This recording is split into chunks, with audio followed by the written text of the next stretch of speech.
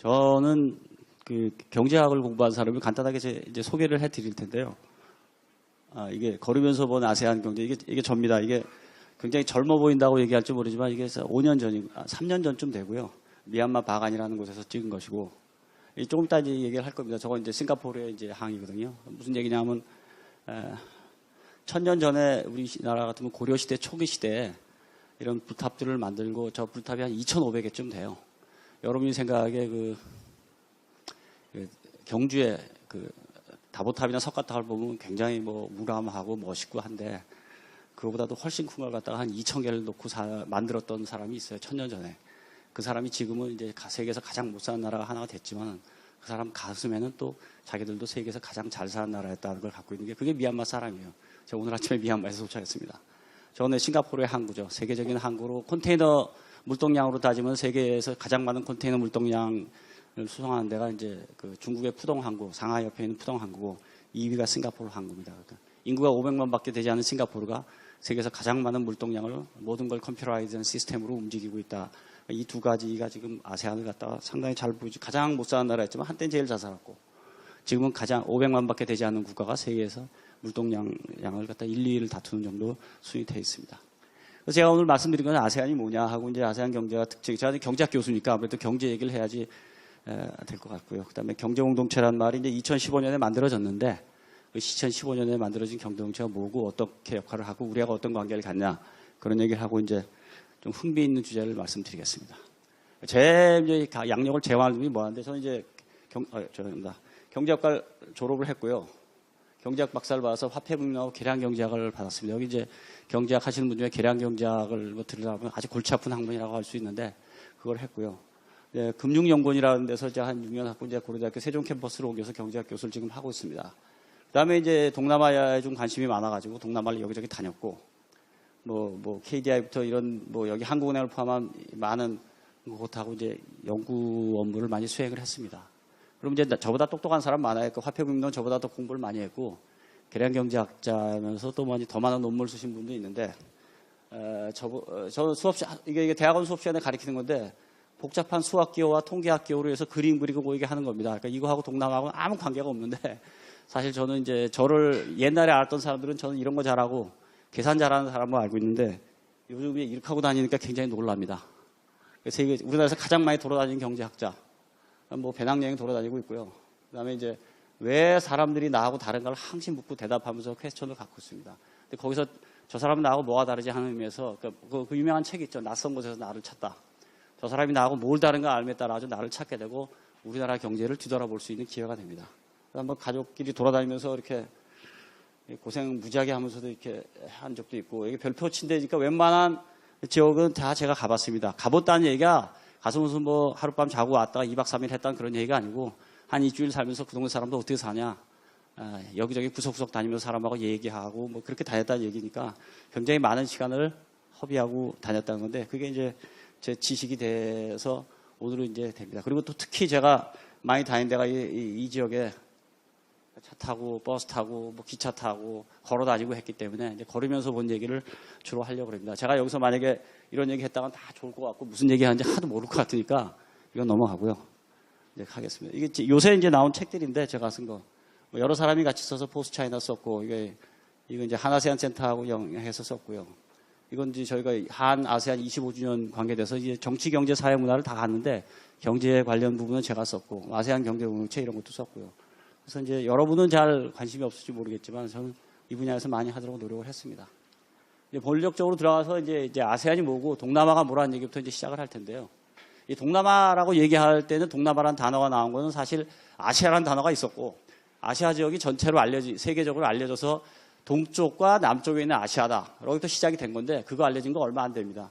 여러분이 알고 있는 아시아라는 단어 자체가 서구 사람이 만들어낸 단어이기 때문에 한국 사람이 아시아에 살고 있다는 걸 이해한 적이 100년 좀 넘었나 그 정도거든요. 그러니까 동남아시아라는 단어 자체도 얼마 안 됐고 그 동남아시아의 국가연합이라는 게 이제 정의가 이렇게 되는 거예요. Association of South East Asian Nations니까 그거에 이제 ASEAN 그래서 아세안이거든요. 그러니까 동남아시아 지역에 있는 국가연합이다라고 생각하면 되는 거고 근데 문제는 국가연합이 되면서 어떤 정치적인 공동체 의미를 갖기 이제 시작을 한 거죠. 그래서 이제 보통 얘기 아세안 5, 뭐 아세안 6 아세안 10 이런 얘기를 많이 해요. 왜 그러냐면 1967년도에 태국 방콕에서 아세안이 처음 만들어질 때 5개 국가가 시작을 했기 때문에 이 말레이시아, 인도네시아, 싱가포르, 필리핀, 태국 5개 국가가 시작했기 때문에 우리 보통 아세안 5 그러고 브루나이가 80년에 독립을 하면서 들어와서 이제 84년에 아세안 6가 되고 그다음에 이제 베트남, 라오스, 미얀마, 캄보디아가 들어와서 아세안 지금의 아세안 10이 이제 돼 있다고 생각을 합니다. 그럼 이게 왜 만들었냐 하면 사실상은 이제 이 1967년도로 이제 돌아와서 그 만들 때를 보면 이제 한참 월남이 이제 나눠져서 월남전 그러니까 북은 공산주의고 밑은 이제 자본주의 국가였고 라오스란 나라에서도 그 당시에도 이제 정부는 이제 왕정 국가였고 공산주의가 계속 게릴라가 있었고 막 전투를 하고 있는 시점이었고 그리고 이제 말레이시아의 숲속이라든가 혹은 필리핀은 아직도 필리핀은 이제 공산 게릴라가 있지만은 그 인도네시아도 마찬가지고 많은 이제 투쟁이 벌어져요. 원체적으로 2차 대전을 독립하고 나서 이 사람들이 근대적 국가, 현대적 국가를 갖다가 설립하는데 힘들어하고 공산주의에 계속 전투를 하고 시작하면서 이제 반란이 일어나고 이런 문제가 생기니까 어떻게 우리를 보호할 것인가 라는 시스템을 구축하는 과정에서 아세안이 처음 만들어집니다.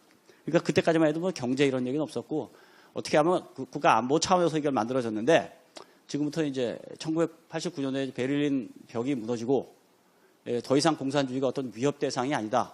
그리고 공산주의 국가 자체도 우리가 민생을 위하거나 경제 발전을 추구하면서 자본주의를 도입하는 문제가 되니까 그런 안보 문제가 사라지게 되면서 비로소 이제 경제 문제로 이제 정치적 안정이 되니까 경제적 이익을 추구하는 어떻게 보면 이익 집단 비슷하게 이제 발생을 한 거죠. 기후를 보면 이제 건기와 우기로 구분된 열대우림 지역이고 천연자원이 무지하게 많습니다. 그럼 왜 천연자원이 많은데 개발 안 했냐? 당연한 얘기는 전부 다 정글 속에 들어가 있으니까 모르는 거죠. 정글 속에 여러분이 생각해 보세요. 만약에 우리나라에 뭐 서울 근교에서 뭐가 발견이 됐다. 또 땅 속에서 엄청나게 뭐 금덩어리가 나왔다 그러면 금방 가서 파면 되지만은 여기서 길도 없는 한 300km 떨어진 정글 속 하나에서 누가 무슨 뭘 하나 발견했다. 그러려면 뭘 해야 되냐면 도로를 깔려면 몇 년이 걸리고 그걸 찾아내는데도 항상 시간이 걸리게 되고 탐험가 가야 되니까 도로를 거기 깔아야 되고 통신시설을 놓고 뭘 하고 뭐라든 몇 년이 걸린 다음에 비로소 개발이 되는 거거든요. 그래서 이렇기 때문에 많은 천연자원을 갖고 있었지만 아직까지 그렇게 크게 많이 활용이 안 됐던 지역이기도 하다. 아직이란 말이 이제 20세기 말 얘기하는 겁니다. 그 위치를 보면 이제 아세안 10개국 보통 이렇게 나눠요. 그러니까 이제 인도차이나 반도, 그러니까 왜 인도차이나 반도냐? 그것도 우리가 붙인 게 아니죠.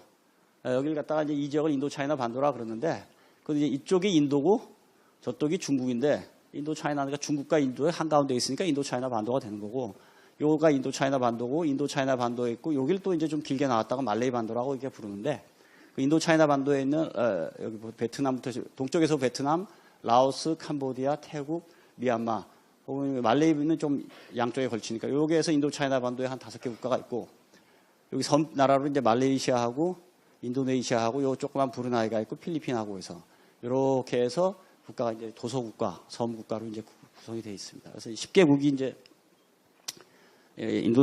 아세안을 구성을 하고 되어 있는데 이게 또 섬나라들하고 이제 반도 국가가 있기 때문에 약간의 이제 차이점이 있습니다. 다 보면 이제 주변 국가로 보면 한중일이 여기 있고 인도가 있고 이제 아세안이 있는 거죠.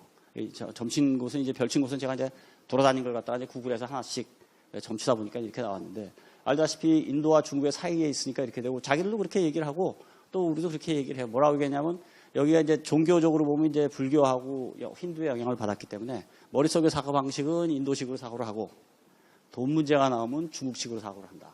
이렇게 얘기해요. 그래서 인도 차이나다. 그래서 이렇게 이제 이해를 하시면 돼요. 거기에 이제 한중일이 껴 있으니까 요새 이제 아세안 플러스 3 이렇게 얘기를 해요. 그럼 아세안 10개국 플러스 한중일. 아세안 플러스 코리아 1 하면 아세안 플러스 한국, 아세안 플러스 일본, 아세안 플러스 뭐 중국, 아세안 플러스 인도. 이건 이제 아주 개괄적인 얘기가 되는 거고. 자, 경제로 얘기하면 1인당 소득이 한 4,000달러 정도 돼요. 그럼 우리나라 소득이 이제 아시다시피 한 3만 달러 되잖아요. 그럼 4,000달러 되니까 굉장히 여러분 생각에는 소득이 굉장히 낮구나라고 생각하시면 맞을 거고. 인구로 따지면 한 6억 4천만 명. 우리나라 대한민국 인구가 한 5천만 명이고 남북한 합해봐야 한 8천이 안 되는데 6억 4천만 명이 사니까 2017년 기준으로요. 근데 6억 4천만 명이 될지 뭐 4천 몇백만 명이 될지는 아직 잘 몰라요. 왜냐하면 계속 사람은 태어나고 있는 거 플러스 이 도서 지역에 아직 사람이 섬 얼마 사는지 모르기 때문에 명확한 서베이를 하기 전까지 잘 모르지만 대충 저렇게 된다고 얘기를 해요. 그다음에 부자 나라하고 가난한 나라가 같이 있다. 또 같은 나라에서 부자한 나라 가장 사이가 크다. 소득 차이가 굉장히 크다. 요즘 우리나라에서 소득 격차 큰 게 이제 이슈가 되고 있는데 아세안 국가에다 비교해 보면 굉장히 우리나라는 소득 격차가 양호한 국가라고 이제 표시가 돼요. 하나만 간단하게 보여드리죠. 여기. 이게 이제 아세안 국가 1인당 소득과 이제 그 인구를 갖다가 보여주는 건데, 아시다시피 이제 브루나이 같으면 이제 3만 5천 불 정도 돼요. 이것도 이제 좀 왔다 갔다 하는 게, 이제 브루나이는 인구가 한 기껏해야 한 뭐 50만 정도밖에 되지 않는데, 그 나라 이제 브루나이 술탄이 있다고요. 무슬림 국가고 술탄이 다스리고 있고 왕정 국가인데, 그 왕정 국가에서 이제 가스가 나기 때문에, 우리나라에 여러분이 이제 이 추운 겨울에 집에서 이제 천연가스를 떼가지고 따뜻하게 사는데, 상당히 많은 가스를 이 브루나이에서 갖고 옵니다. 그래서 가스를 팔고 사는 나라니까 한 이 정도 소득이 되고, 싱가포르 같으면 거의 뭐 5만 8천 불, 6만 불 가까이 되는 나라, 1인당 소득이 이쪽으로 보면 6만 불 가까이 되는 나라인데, 1인당 소득이 6만 불이고 인구는 한 500만 좀 넘는다. 하지만 이 두 가지를 빼고 나면 굉장히 낮죠, 이렇게. 말레이시아가 이제 한 2천만 명 좀 넘고 2,500만 좀 되면서 소득이 만 불이 되는 거의 유일한 국가고, 나머지 국가일 경우에는 굉장히 소득이 낮죠. 태국이라 해봐야 5천 불 돼 있고, 나머지 국가 필리핀은 뭐 3천 불, 말인도네시아 뭐 이 정도 수준이기 때문에 굉장히 이 대부분의 국가. 근데 이제 인구를 합하면 아까 6억 4천만 명 중에서요, 요게 한 500만 명 좀 넘고, 요게 한 50만 명 된다고 생각하면 그 두 개 빼버리면 6억 4천만 명 중에서 6억 3,500만 명이 사실은 여기 살고 있는 거죠. 그렇죠. 이게 이제 통계를 보면 이제 평균은 이렇게 그러니까 요 정도가 대부분의 사람들이 한 4,000달러 정도 살고 있고, 아주 특수한 경우가 싱가포르하고 브루나이 경우다라고 생각하시면 됩니다. 그리고 이제 젊은 나라다. 이게 무슨 냐면 연령의 중위수가 30세 이하니까, 그러니까 그 가장 연령이 젊은 어린 사람부터 연령이 많은 사람을 쭉 일로 세워놨을 때 그 50 위에 있는 사람이 30살 미만이라 이거예요. 28, 9밖에 안 되기 때문에 굉장히 젊은 나라다. 우리나라 같은 경우 노령층 인구가 많아져가지고 그렇게 아닌데 굉장히 젊은 나라다. 그다음에 이제 재밌어요. 이 사람들의 한 경제 협력 같은 걸 할 때 특히인데 협력의 주도권은 아세안이 준다. 이게 무슨 얘기냐면 아세안이 여러 나라와 같이 협력을 많이 해요. 근데 이제 아세안은 항상 운전석에 앉는다. 이런 얘기. 이제 무슨 얘기냐면 요즘 그런 얘기 나오죠. 대북 관계에 대해서 우리나라가 무슨 협력을 하고 뭐를 한다 할 때 과연 운전석에 누가 앉냐? 우리나라가 운전석에 앉아서 가냐? 운전석에 앉아야지 핸들을 돌려서 이 방향 저 방향으로 가는 건데, 그 얘기가 이제 우리나라 신문에도 그런 얘기가 나왔어요. 그런 얘기 어떡하지 안 나오다가 그 얘기가 왜 나왔냐면 이제 아세안이 뭘 할 때마다 항상 자기는 드라이버 시트에 앉아 있다고 얘기를 해요. 그래 옆에 앉혀놓고 이 사람이 이리 가자 저리 가자 하면 내가 마음대로 간다 하는 의미거든요. 자기가 모든 주도권을 쥐고 한다는 얘기예요. 그러니까 아세안은 중국하고 협상을 하거나 혹은 미국하고 협상을 하거나 누구하고 협상할 때 항상 10개 국가가 하나의 국가 10+1 협력을 하기 때문에 주도권을 자기들이 준다고 얘기를 해요. 실제로 그렇게 하고 있고. 그리고 이제 오랜 식민지 경험, 다들 몇백 년 동안을 갔다가 다른 나라에 우리는 35년 한 것 같고 굉장히 이제 사람들이 흥분을 해가지고 이제 남의 나라에 통치를 당했다고 얘기하지만 이 나라들은 대부분 몇백 년을 당했기 때문에 이거에 대해서 아주 뼈저리게 느끼고 있어요. 자기 혼자 힘으로는 서구의 어떤 유럽이나 국가에 절대 싸워서 이길 수가 없다. 그래서 뭉쳐야 한다는 것이 뼛속까지 갖고 있는 사람들이에요. 그래서 협력을 하거나 뭘 할 때 약간의 자기가 손해를 보더라도 앞으로 나갈 수 있는 그 협상 이런 거에 대해서 굉장히 강합니다. 여기 이제 우리나라 여러분이 보기에는 아세안 국가가 이렇게 보면 저기 인구 많지 모르겠지만 한 4,000불밖에 소득밖에 안 되고 여기 중에 이제 아세안 국가 여행한 사람이 베트남에 가면 어쩌고 캄보디아 가면 못 살고 있고 뭐 미얀마 가면 어쩌고 뭐 사람들이 뭐 그 고물차 왔다 갔다 하고 이렇게 얘기할 거 마차도 타고 다니고 그러니까 그렇게 얘기할지 몰라도 막상 한국 정부가 아세안하고 협상할 때는 우리가 별 말을 못 해요.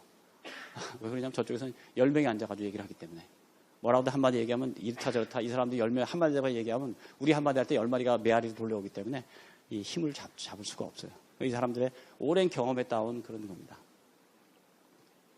자, 이제 1인당 소득이 5만 8천 불의 싱가가 이제 동남아의 물림의 금융 허브라고 얘기를 하는데 그럼 싱가포르의 위치를 보죠.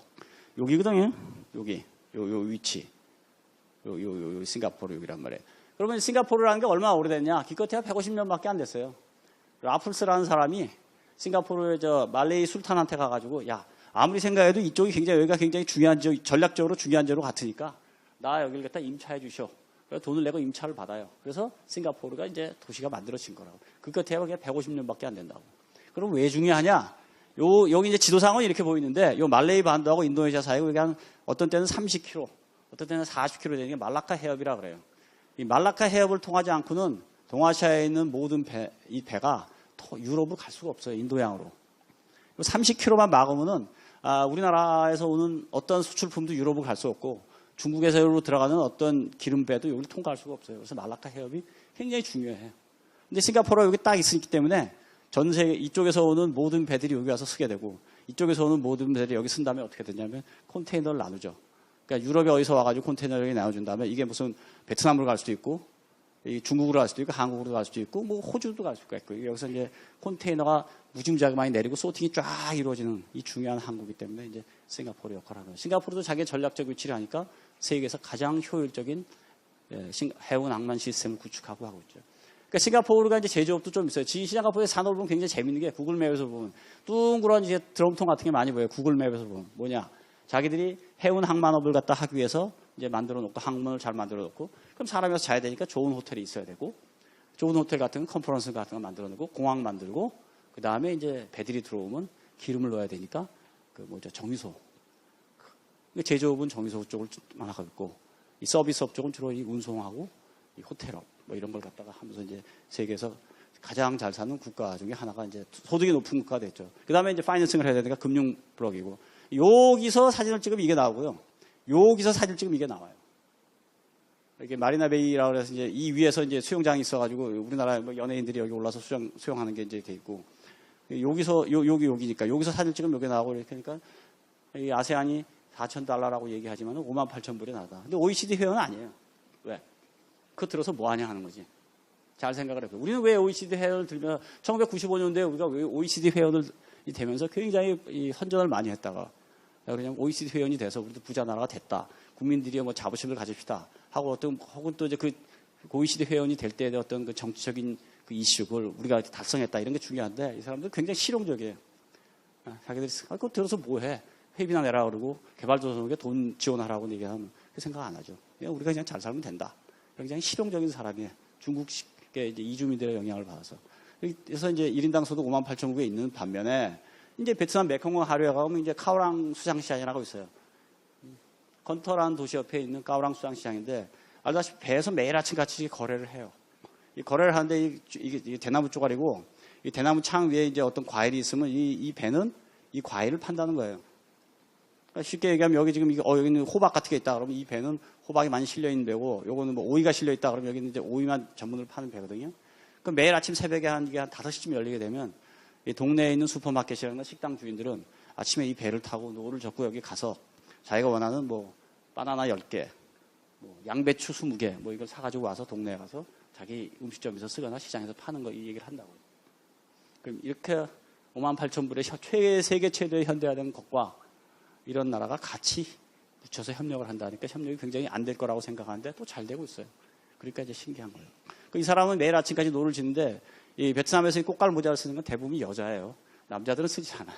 그러니까 이게 관광객들이 놀러 가가지고 그냥 남자들이 좀 쓰고 그러는데 그건 여자만 씁니다. 그리고 이 사람은 이제 노를 져서 아침에 이 메콩강이라 그러면 메콩강이 이제 하류를 가면 하나만 있는 게 아니고 여러 가지가 있으니까 그 중에 하나 카오랑시장에서 가면 이게 강폭이만 한 100m, 200m, 300m 되는데 이 사람은 한 2, 3일에 한 번씩 노를 젓고 여기 가서 사가지고 돌아가야 되는 입장이니까 이 사람의 가장 큰 소원은 내가 여기다 모터 하나만 달았으면 하는 거죠. 그러면 노를 안 져도 되잖아요. 모터를 해가지고 쭉 가니까. 그러니까 2,000불짜리 소득 내에서 저소득 국가에서는 이렇게 하고 있고 58,000불짜리 소득에서는 이렇게 살고 있는 거예요. 여기 호텔 하룻밤 자려면 3, 40만 원 줘야 되니까. 이게 공존하는 게 아세안이라고 볼 수 있습니다. 그러니까 다양성의 국가예요. 자, 이제 그럼에도 불구하고 이제 풍요의 땅이라고 얘기를 해요. 메콩 델타를 플러스 뭐 태국에는 또 태국의 자야프라강에 또 델타가 있고 라오스, 미얀마에 가면 또 이제 그 이라와디강 델타가 있어가지고 다 델타라는 게 이제 삼각주 얘기를 하죠. 이게 이제 메콩 끝없이 보이는 평야 생산은 이모작 내지 삼모작을 해요. 왜 이모작 내지 삼모작을 하냐면 강물이 누렇죠. 그렇죠. 그게 뭐냐 하면 양분이 무지하게 풍부한 물이에요. 저 티베트 공부부터 내려오면서 굉장히 양물이 풍부한 이 물들이 여기로 들어가거든요. 계속 들어가니까 어떻게 되냐면 우리 얘기에서 뭐 2모작을 3모작을 하면 토양의 질이 나빠져가지고 생산을 할 수 없는 사태가 우리나라는 발생하는데 여긴 그런 일이 없다고요. 그래서 끝없이 보이는 벌판. 이 산이, 이거 찍은 산이 이제 쌈 마운틴이라는 건데, 메콩강 하류에 베트남하고 캄보디아 국경선인데 해발 100m도 안 돼요. 근데 해발 100m가 안 되는 데서 이렇게 찍으면 끝없이 보이는 벌판이 양쪽으로 동서남북으로 보이거든요. 그럼 여기서 이 넓은 벌판에다가 생산량을 원하면 3번까지도 할 수 있으니까 이렇게 할 수 있는, 그러니까 모두가 느긋하게 사는 거죠. 그럼 여러분이 이제 한국 사람이 생각하는 동북아 사람이 생각하는 거 동남아 사람이 조금 다른데 어떻게 생각하냐면 자, 이렇게 땅이 높다 그러면 왜 이 사람이 부자가 안 됐을까 생각을 해요. 왜냐면 1년에 이모작을 하면 3번을 할 수 있다. 그러면 한 번 농사를 짓는데 우리 생각은 여러분 생각에 자 우리 전통적인 개념에 입각하면 3월 달에 이제 밭을 간다. 그래요. 그다음에 모판을 만들죠. 그리고 5월 달에 이제 모내기를 하고 7월 달에 가서 잡초를 좀 뽑아주고 10월 달에 가서 이제 추수를 하게 되면 이제 밥이 여러분이 먹는 밥이 나오잖아요. 그죠? 근데 저 사람들은 3개월이면 돼요. 왜 그러냐면 쌀이 좀 종류가 다르고 이게 푸석푸석한 쌀 있죠. 우리 옛날 얘기는 알랑미, 안남미, 그 안남이 베트남이니까 그때에서 안남미라고 얘기하는 후 불면 날아가는 그런 쌀인데 그 쌀이 보통 이제 1년 내내 30도고 햇볕은 쨍쨍 내려지는데 물이 필요하다. 그 물은 이제 메콩강에서 나오는 물을 태우면 되고 그러니까 석 달 내지 석 달 반, 4달만 되면 벼를 추수할 수 있다고요. 그럼 동북아에서 온 여러분 같은 사람들은 야 그럼 돈을 벌 수 있다. 당연히 생각해요. 계산을 딱 하지. 어떻게 1월, 1월, 2월, 3월, 4월 동안에 해가지고 한 번 하고 5, 6, 7, 8에서 또 한 번 하고 9, 10, 11 하면 4번을 갖다가 농사를 지면 나는 농산물을 1년에 우리가 한 가마가 나온다 그러면 3가마가 나올 수 있어요. 3가마를 시장에 팔면 내가 돈을 벌겠다라고 생각하는데 저기 가면 그렇게 생각하는 사람 아무도 없어요. 전통적으로. 어떻게 생각하냐면 내가 필요한 만큼 농사를 진다. 그러다가 내가 먹은 식량이 1월 달부터 4월 달까지 져요. 그래서 수출을 했어. 내 집에다 창고에 쌓아놔. 그러다가 이제 5, 6, 7, 8 좀 먹어요. 그러다 보니까 이게 한 2달 지나면 이제 내 쌀이 없어지겠네. 하면 그때 또 농사를 짓기 시작을 해. 그러다 보면 1년에 한 번 질 수도 있고 2번 질 수도 있죠. 그럼 여러분 생각이 그럴 거냐. 3번 져서 팔면 되지 않냐. 내가 팔면 어떻게 돼? 옆집도 그렇게 하죠. 우리 동네 사람이 모든 사람이 다 그렇게 하면 쌀이 어떻게 돼요? 결국은 썩어서 문드러진다고. 이렇게 생각을 할까요, 여러분이? 열대지방 사람들은 저축률이 굉장히 낮아요. 온대지방 사람들은 저축률이 높고 추운 지방 사람은 더 높고. 그 이유 중에 하나가 자 바나나가 우리 집 앞에 바나나 나무가 있어요.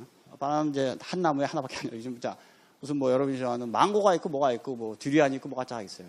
그럼 나무를 무지무지하게 심어가지고 많이 만들었어. 그래서 시장에 갖다 팔면 어떻게 되느냐? 우선 내가 먹기 위해서 내 창고에 놔주면 어떻게 돼? 내가 오늘 내일 먹을 양만 하지 않고 더 만들면 어떻게 되냐면 썩어요. 그럼 버려야 돼. 그건 낭비야. 그 다음에 그걸 갖다 시장에 팔려고 그러잖아요. 시장에 팔려고 하면 얘기가 과거 같은 것 같으면 정글에 있는 단지가 되니까 수송비가 워낙 비싸요. 그걸 갖고 딴 지역에 갖다 주게. 근데 내 옆집도 똑같아. 그럼 최소한 내 사방 100km 되는 데는 다 듀리안이 많고 다 바나나가 많아. 그럼 갖다 팔 데도 없어요. 그러니까 자연스럽게 어떻게 생각하냐면 내일 먹을 양만, 며칠 먹을 양만 내가 따라서 갖고 있게 되고 그거 없을 때 되면 필요할 때 만들고 그렇게 수천 년 동안 살아온 사람인데 거기에다 갑자기 이제 우리식 아이디어가 나오면서 과학적인 아이디어가 나오면서 영농 방법이 나와서 3배, 4배를 하고 어쩌고저쩌고 하니까 그 사람들이 이제 헷갈리는 거죠. 자기 전통적인 생각에 의하면 물건은 과일은 따서 내가 가장 맛있을 때 뭐라 그러죠? 우리말로 이제 신선할 때 딱딱딱 먹고 항상 저기 있으니까. 근데 우리 생각은 어떻게 하면 그걸 완전히 해서 포장을 해가지고 냉동을 해가지고 했는데 인간이 어떤 물건을 갖다가 냉동을 해서 먹기 시작한 건 100년이 안 된다고요. 여기 사람들하고 이 사람들이 이제 현대화를 되면서 그 사고방식이 이제 안 맞게 되는 거죠. 근데 산업화해서 팔려고 그러면 저걸 갖다가 이제 예를 들어 망고 같은 걸 만들어서 한국에 온다. 라고 생각하면 그 사이에 굉장히 많은 단계를 있고 냉동하고 뭐 하는 단계가 있어야 되는데 그게 안 갖춘, 지금까지도 그게 안 갖춘 데가 대부분이니까 그냥 오늘 먹고 오늘 따서 하고 내일 먹고 내일 따서 먹고 1년에 농사는 한두 번 짓는 거고 이렇게 사고방식을 하고 살아가는 거라고요. 거기에 이제 한국 사람이 가서 일을 하기 시작하면서 너 왜 그렇지 않냐라고 이제 그 사람들하고 이제 시비를 걸고 하게 되면 이제 싸움밖에 나는 게 없죠. 우리는 그쪽을 이해를 못하는 거고 그쪽은 우리를 전혀 이해를 못하는 거지. 이렇게 되는 거죠. 조금 이따 말씀드릴게요. 이게 이제 굉장히 특이한 노이죠. 이게 이게 5분 사이에 보는 광경이에요. 우리나라에서 어떻게 하냐면 항상 황금 물결, 가을 상징이죠. 예? 근데 그 다음에 5월 달에 푸른 눈 이게 상징인데 이게 동시에 다 보여요. 한 5분 사이에 차 타고 가다 보면 5분 사이에 동시에 다 보여요. 왜 그러냐면 한쪽에서는 3월 달에 모를 심었고 한쪽에서는 6월 달에 모를 심었으니까 3월 달에 심으면 한 7월 달쯤 되니까 자를 때가 됐고 6월 달에 심으면 이제 파랗고 이게 동시에 보이다고요. 우리는 전혀 볼 수 없는 그런 장면이 이제 나오는 거거든요. 이 사람들의 사고방식이 살아왔기 때문에 그걸 갖다가 이렇게 맞춰서 뭐라고 스케줄하고 하는 게 아니거든요. 그러니까 동남아 사람들하고 얘기를 할 때는 야 7시에 만나자 그러는데 7시에 안 나온다 막 우리가 화를 내는데 그 사람들은 야 그럼 뭐 꼭 그렇게 맞춰야 되냐 이런 식으로 나오면 할 말이 없죠. 우리가 그렇게 살아오지 않았는데 거기다 대고 이제 현대식 방식을 마구 이제 직용을 하니까 그렇게 되죠. 이게 이제 이 라오스 대개 이제 우리나라 사람이 가면 라오스 여기 라오스로 가시면 대개 그 비엔티엔 수도하고 이제 북쪽에 루앙프라방을 가요. 그게 세계적인 도시, 세계 문화유산이고 좋은 데인데 그 라오스의 루앙프라방에 가서 이제 커피를 마실 거라고 많이. 근데 커피를 마시면 맛있다 어쩌다 뭐 사람 평이 다다는데 라오스 북쪽에서는 커피가 안 나요, 되게. 남쪽에 이제 볼라공 고원이라는 데서 나오는데 이게 이제 차나무예요, 차. 찻잎을 갖고 차나무를 하다가 요새는 이제 차가 좀 시들어지고, 차에 대한 수요가 줄고 세계적으로 커피가 많으니까 커피를 내거든요. 이 볼라공 고원, 캄보디아 접경 지역, 베트남, 캄보디아, 라오스 접경 지역의 고원지대인데 커피를 재배하려면 해발 한 700 이상이 돼야 돼요. 그래서 이제 고원지대인데 이 이제 찻잎을 갈아엎고 이제 커피 농장을 하거든요. 이제 뭐가 다르냐? 차는 이파리를 먹는 거고 커피는 열매를 먹는 거죠. 그렇잖아요, 열매. 여러분 커피빈, 커피집 있잖아요, 근처에, 그죠? 근데 그 뒤를 안 읽지 되게. 야, 커피빈에서 보자 그러죠. 뒤에 보면 뭐 있어요? 커피빈 앤드 티립스죠. 원래 상호 이름은. 뒤를 안 읽는 거 아니야 우리가. 커피빈 앤드 티립스 이렇게 얘기거든요. 산업이 바뀌면서 이제 여러분 생각에도 그냥 이 티립스를 갖다가 이제 차 농장을 걸어 아프고 커피 농장으로 바꿨다. 아무것도 아닌 것 같은데 이제 산업이 저게 바뀜에 따라서 사람 생활 습관이 바뀌어요. 왜 바뀌냐면 이파리는 1년 내내 따죠. 날씨가 따뜻하면 이파리가 계속 생기잖아. 열매는 1년에 한 번 열리죠. 그렇잖아요. 그러면 그거에 대한 농업 방식이 다르다고요. 그러니까 이파리 따는 사람은 1년 내내 일을 하는 거고 열매를 따는 사람들은 몇 개월만 일을 하죠. 집약적으로. 그렇게 되니까 사람의 노동 구조가 바뀐다고. 여기는 온 가족이 모여가지고 1년 내내 일을 하던 사람들이 아니라 저기는 어떻게 되냐면 가족이 일하는 거 플러스 필요할 때 외부 노동 인력이 들어와요. 이파리는 가족끼리 얘기를 하면서 이렇게 말리고 이러는 그 프로세스가 공정이 있는데 그 공정을 가족끼리 하지만은 커피는 대형 공장이 세운다고. 싱가포르에서 돈을 내서 만든 공장이 세우고 막 이렇게 돼요. 외부 자본이 들어와서. 그러니까 이게 단순히 입에서 커피 열매로만 바뀌는 게 아니라 이제 외지인이 들어오게 되면 어때요? 하숙집이 생겨야 되죠. 그렇죠? 공장이 생기게 된다고요. 커피를 가공하는 대형 공장이 생기게 되니까 완전히 사회 자체가 바뀌는 그런 일이 요새 발생하고 있어요. 라오스 볼라공 고원이라는데. 그러니까 여러분 우리가 생각하기엔 아무것도 아닌 것 같은데 사회 전체가 굉장히 혁신적으로 바뀌어요. 그러니까 외지인이 들어오게 되면 어떻게 됩니까? 또 흥청망청 쓰는 사람이 생기고 또 범죄 문제도 좀 나타나게 되고 이런 게 이제 동네 사람끼리 살 때는 그런 일이 없었는데 뭐냐 하면 이제 현대화가 된다라는 거 하고 어떻게 보면 도시화가 되는 게 동시에 일어나는 게 아무것도 아니지만 차밭을 갈아엎고 커피를 심에 따라서 나타나는 현상입니다. 이게 이제 캄보디아의 푸놈펜의 봉제 공장이고 이게 시엠립의 이제 툭툭이 기사. 여러분 뭐 앙코르와트 가시면 시엠립이라는 데를 가요. 그럼 거기 이제 시내에 가면 이제 툼 레이더스를 영화에 안젤리나 졸리 스태프들이 여기서 영화를 찍으면서 몇 달 있었기 때문에 거기 펍 스트리트라는 곳이 있고 거기 가면 이제 툭툭이 기사들이 이렇게 있어요. 그럼 여기 이제 이게 이제 푸놈펜에 있는 이제 봉제 공장인데 쉽게 얘기하면 바느질을 하고 있는데 이 사람들이 얼마를 받냐면 캄보디아 1인당 소득이 지금 한 2,000불이 안 돼요. 2,000달러가 안 된다고 생각하면 그걸 갖다 12로 나누면 한 단 150불이죠. 그래야 1,800불 나오잖아요. 12 곱하면요. 150불이라고 생각하면 뭐 생각을 해보세요. 한 달에 그럼 150불을 벌고 뭐 20살 안팎의 이 젊은 여성이 여기서 이제 하루에 아침에 9시부터 출근을 해가지고 예를 들어 5시까지 뭐 8시간, 9시간을 갖다 일을 하고 있다고요. 그럼 이 툭툭이 기사가 캄보디아 시엠립에서 얼마를 받냐 하면 보통 여기 있으면서 우리 같은 사람 뭐 관광객을 한번 태우게 가면 뭐 5불 내지 7불을 받아요. 그냥 호텔에 한번 태워주고 왔다 갔다. 그러면 이제 우리가 가려고 그러면 보통 두 사람이 가면서 앙코르와트로 들어가려고 그러면 더 비싸죠. 앙코르와트 유적지로 들어가려면 더 비싼데 자, 이 사람이 그러면 하루에 2번을 하게 되면 이제 7불 곱하기 5불에서 7불 받으니까 2번을 곱하면은 한 달에 하루에 한 10불에서 15불을 벌어요. 그럼 열흘만 벌으면 150불이죠. 그렇죠. 그럼 이 사람의 이제 하루의 일과가 어떠냐고 생각해 보세요. 아침에 나와가지고 호텔 앞에 있다가 관광객을 호텔 게스트하우스 이런 데 있거든. 저녁에 이제 호텔 앞에 있어서 이렇게 좀 유흥가라는 뭐 지금 맥주집이 있는 데니까 뭐 이렇게 이런 데라든가 거기서부터 돌아가게 하는 서비스를 하루에 한 2번 정도 3번만 하면 여기서 열심히 9시간, 10시간 일하는 사람보다 월급이 더 많아 이제. 그러면 사회적으로 선택할 사람, 나보러 선택을 하려면 어떤 직업을 선택하겠냐는 거예요. 이 사람은 여기서 아침에 한번 손님 태우고 나서 화정에 뭐 하면 되냐. 낮잠 자면 되는 거죠. 그럼 저녁 때 나와가지고 또 이제 손님 한번 태우고 되는 거고.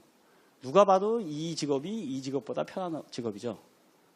근데 이 나라의 장기적인 발전을 생각해보면 어떤 국가든지 이렇게 산업이 이렇게 시작이 돼가지고 부가가치를 넓히고 기술을 비워서 올라가는 건데 이거는 그대로 있는 거죠. 그러니까 우리가 보기에는 아무것도 아닌 것 같은데 이 나라의 발전을 가장 막는 것 중에 하나가 너무 쉽게 돈을 번다는 거예요. 여러분 관광객들이 가가지고 한 번 쓰고 뭐 5불, 7불 내고 시작해서 팁 한 번 1, 2불 주면 그게 이 사람이 하루에 열심히 일하고 한 달 동안 매일 출퇴근하면서 집중을 해가지고 일하는 거에 비해서 훨씬 더 많이 벌 수 있으니까 이게 이 나라의 이제 상당히 큰 문제가 되는 거죠. 근데 우리나라 왜 이러면서 내가 우리나라 얘기를 해야 돼요? 왜 그러냐? 우리는 왜 그랬냐? 이런 게 없었잖아, 우리는. 우리는 이런 게 없었으니까 이거밖에 할 게 없어가지고 했는데 어떻게 보면 너무 편해서 문제가 되는 나라라고 볼 수 있어요. 산업 발전에. 가진 게 너무 많은 거야. 앙코르와트 같은 엄청난 유적이 있으니까 전 세계 사람들이 가만히 있어도 와요. 요새 앙코르와트도 입장료도 올려가지고 막 $40 받아요. 하루에. 4만 원이야. 그러면 거기 1년에 앙코르와트에 들어가는 사람이 캄보디아에 들어오는 사람들이 뭐 500만, 요새 한 300만 넘었거든요.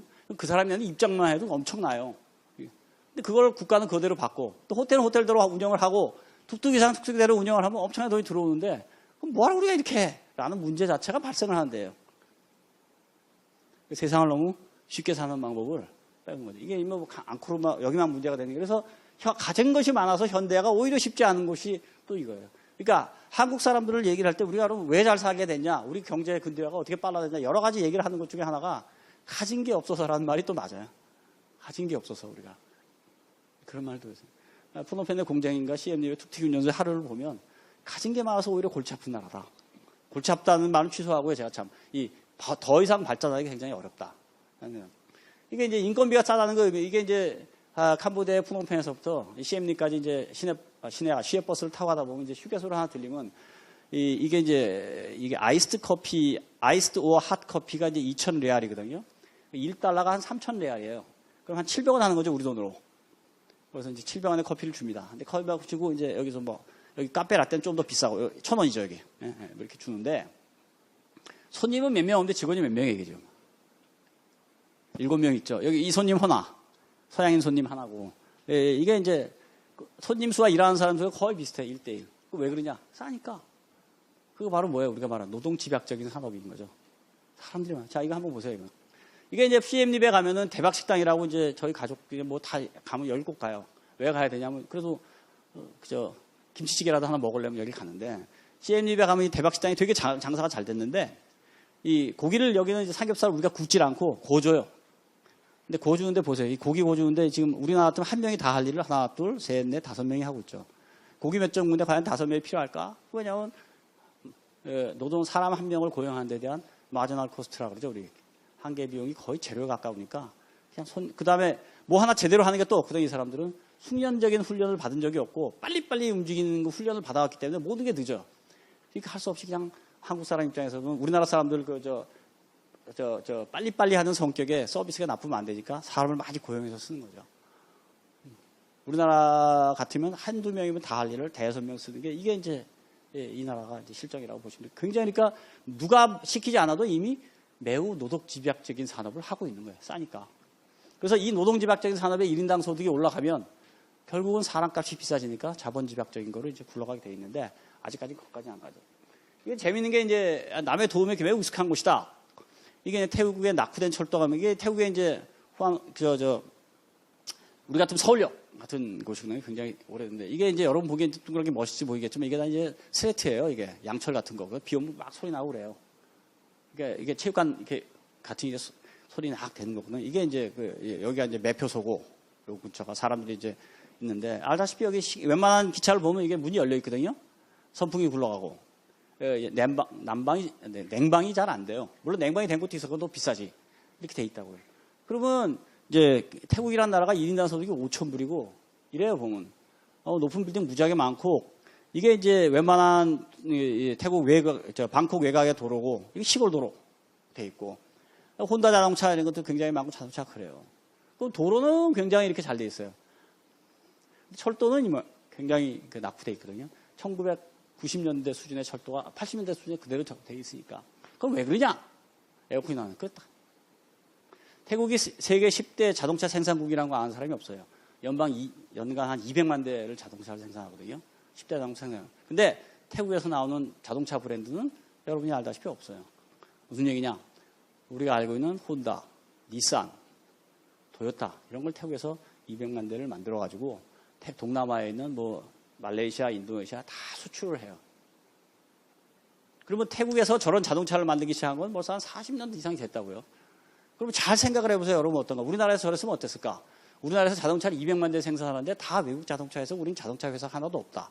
우리나라에 자동차 브랜드가 없다. 이런 상태거든요. 그럼 이제 그 얘기 하는 거지. 그럼 그 나라 사람들은 뭐 하고 사나? 남의 나라가 다 자동차를 만들어서 만들 때 그 나라 사람들은 가서 그냥 어셈블리, 그러니까 엔진, 트랜스미션, 우리가 변속기랑 그러니까 중요한 부품은 다 일본에서 수입을 하고 그 나라 사람들은 1년 소득이 5,000불이니까 조립 공정을 하고 뭐 자동차 시트를 만든다든가 뭐 어떻게 백밀러를 만든다든가 뭐 그 정도 만드는 거죠.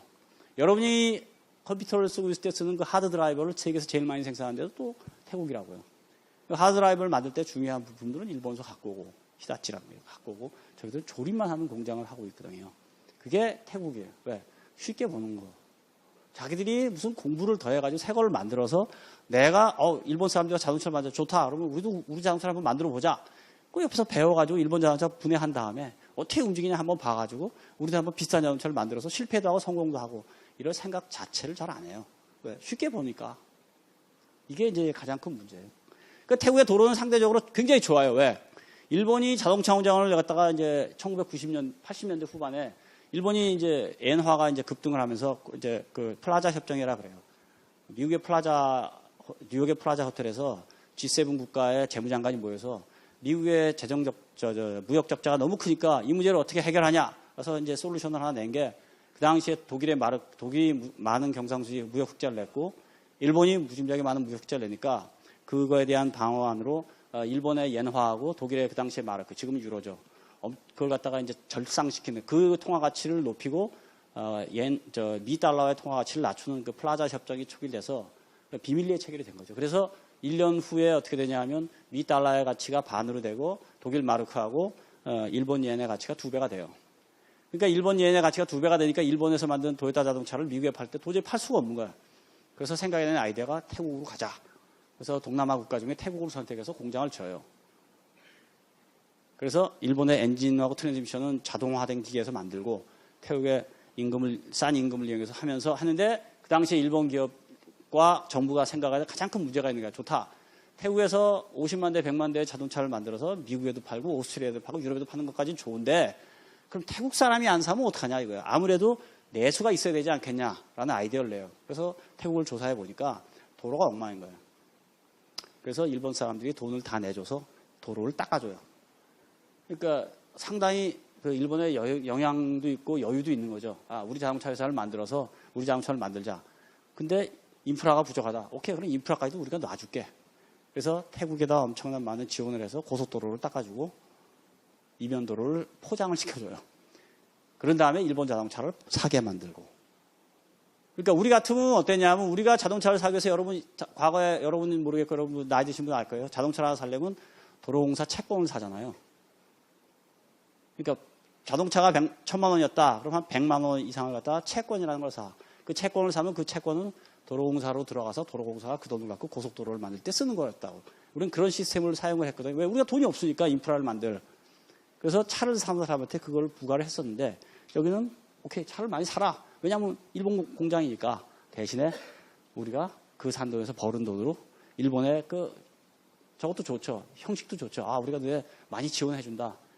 공적 개발 원조 사업으로 이제 도로를 놔줘서 이렇게 도로가 굉장히 좋아요. 그런데 알다시피 철도는 이제 이렇게 되죠. 철도는 이렇게 돼요. 그래서 이제 철도는 그래서 최근에 와서 철도를 이제 중국이 지원하기 시작했어요. 왜? 중국도 이제 잘 사게 됐으니까 하자. 근데 포인트는 잘 보세요. 이게 이제 검은 게 과거의 철도고, 이제 식민지 시대 만든 철도고, 노란 게 아직까지 연결이 안 된 거예요. 사실 여기 이제 푸놈펜에서 CM까지 돼 있으니까 여기서부터 태국 철도 연결하는 거 얼마 안 되고 한 100km, 150km. 요거 한 기껏해 한 300km만 하면 돼요. 300km 하는데 일본의 규모를 보면 얼마 되지도 않는데 이거는 안 해줘요, 일본이. 왜 안 해주냐면 여기서부터 철도를 타고 싱가포르에서 쭉 올라가면 어떻게 돼? 결국은 중국 쿤밍을 통해 가지고 유럽으로 가는 거죠. 어떻게 되든 철도가 가면 그렇게 갈 수밖에 없다고 이게. 예? 근데 그거는 용납을 안 하는 거지. 중국 힘이 온다든가 중국이 진출을 해가지고 인도 차이나 반도를 영향력을 주는 걸 이해를 못하니까. 근데 중국은 또 어떻게 되냐? 야, 우리가 요거만 연결을 해주면은 남쪽까지 쫙 중국의 물건들을 팔아먹을 수가 있죠. 그래서 이제 요걸 갖다 지금 쿤밍하고 비엔텐까지 가는 걸 갖다가 라오스 정부하고 이제 협약을 해서 중국이 야 우리가 다 놔줄게 진행을 하고 있어요. 2015년 말에 협약이 체결이 됐고 그래서 이거 다 놔주는 공사가 이제 시작이 돼서 이제 움직이고 있어요. 그래서 동서로는 일본이 고속도로를 다 떠와서 이렇게 해주고 있고 남북으로는 철도를 갖다가 중국이 해주고 있고 지금 그래서 어쨌든 중국은 이쪽으로 내려가야 돼서 바다로 가야 되니까 이렇게 해주는 이 바둑판에 이 위아래로 해주는 도로 철도망을 만들어 주려고 하고 있고 일본은 어떻게든 동서로 해서 이 베트남, 저 태국, 이 미얀마로 통하는 길을 통해 가지고 동서로 고속도로에서 경제를 만들려고 노력을 하고 있고 그래서 그 두 개의 각축장이 바로 인도차이나 반도라고 생각하시면 돼요. 동남아라고 생각하면 돼요. 그러니까 이들에게 이제 뭐 누가 친구고 누가 적이냐 이제 헷갈리는 거죠. 이제 이 사람들은 일본 사람 와서 이렇게 고속도로 놔주겠다고 놔주고 있고 중국 사람 와가지고 이렇게 와가지고 또 철도로 놔주겠다고 놔주고 있고 그러니까 이게 헷갈리는 거죠. 그런 상태가 지금 현실에서 일어나고 있고 한국은 우리가 이런 거 해줄 힘이 없고 우리는 이렇게 철도를 뭐 놔줄 힘도 없고 우리는 그래서 이제 또 다른 방법으로 협력을 하는 방향으로 했습니다. 이게 또 다양성의 나라, 우리가 이해 못하는 것 중에 하나 다양성의 나라. 야, 이 불교, 여기 이제 인도차이나 반도에 베트남, 요 라오스, 캄보디아, 요 태국, 미얀마는 불교 국가고, 이 경제학 교수가 이런 얘기하면 좀 이상한데, 말레이시아하고 인도네시아는 이슬람 국가고, 여기 필리핀은 이제 캐톨릭 국가라고요. 그럼 이제 불교도 이제 좀 나눠져요. 이쪽에 이제 베트남 북부 이쪽은 뭐냐면 우리와 같은 이 대승불교고, 요쪽 베트남 남쪽하고 요쪽은 뭐냐면 이제 상자부 불교라고 그러죠. 또 혹자는 뭐 소승불교라고 그러는데 그 소승불교라는 말은 잘 안 써요. 저 좋아하지 않아가지고. 그래서 상자부 불교라고 그러는데 여기도 상자부 불교로 얘기를 하거든요. 제가 하고 싶은 말은 이게 만약에 중동 같았으면 어땠냐면 벌써 여기서 뭐 저 폭탄 맨날 터지고 이게 난리 나는데 이 사람들은 그렇지 않아요. 어떤 한 가족이 인도네시아 같은 한 가족에 이쪽은 또 이슬람이고 이쪽은 또 크리스찬이고 이런 집도 있고 그래요. 무슨 얘기냐면 우리 동북아 사람이라든가 여러분 서구 사람이 생각하는 식으로 yes or no, 공이냐 일이냐, 너 캐톨릭이냐, 너 무슬림이냐 이렇게 살지는 않는다고요. 뭐 그건 그거고 이건 이거고. 또 그리고 이제 여기 이제 뭐 이런 나라에 가보면 저 태국에 이제 불교 사원이라는 데 가보면 또 힌두 사원에 있는 또 상도 있다고요. 그러니까 무슨 얘기냐면 여러 가지가 얽혀지면서 살아왔기 때문에 그냥 이러고 하면 이거면 저 사람 저렇구나. 또 이 사람이 또 이러면 이 사람이 이렇구나 하는 거지. 내가 무슬림이면 저 크리스찬은 원수. 뭐 크리스찬 입장에서는 내가 저 용납이 못해. 이렇게 생각하지 않는다고요. 그냥 서로가 저는 저렇구나. 나는 이렇구나. 라고 사는 거로 사는 거지. 이렇게 모든 것, 업무를 할 때도 마찬가지로 똑같이 그렇게 돼요. 저 사람하고 나하고 해서 계약을 맺기로 뭐하고 하겠다. 그럼 맨날 몇시 뭐 해가지고 요 조건까지 요까지 해서 딱 해자. 라고 얘기하고 들어가면 저 동남아 사람들은 야, 나 못하겠다. 그런다고요. 일을 하는 과정에서 내고를 해가면서 조금씩 개선을 하고 뭘 해야지 모든 걸 계약서에 딱 써놓고 착착착착 해가지고 하자 그러고 우리식으로 사고를 하자 그러면 저 사람들은 일을 못해요.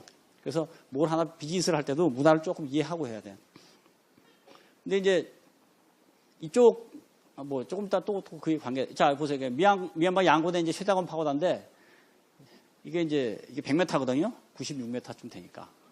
그럼 이제 금으로 사람들이 가서 이제 금 묻히고 뭐 하니까 요 위에 보면 이제 금판이 있는데 그 금판에 있는 양에 정확하게 모르지만 그 금판에 붙어 있는 금판을 다 합하면 이제 우리나라 여기 한국은행이 갖고 있는 금 보유량하고 비슷하다고 얘기를 해요. 그리고 요 금만 팔면 미얀마가 갖고 있는 모든 외채를 다 갚다고 얘기하는데 그런 일은 일어나지 않죠.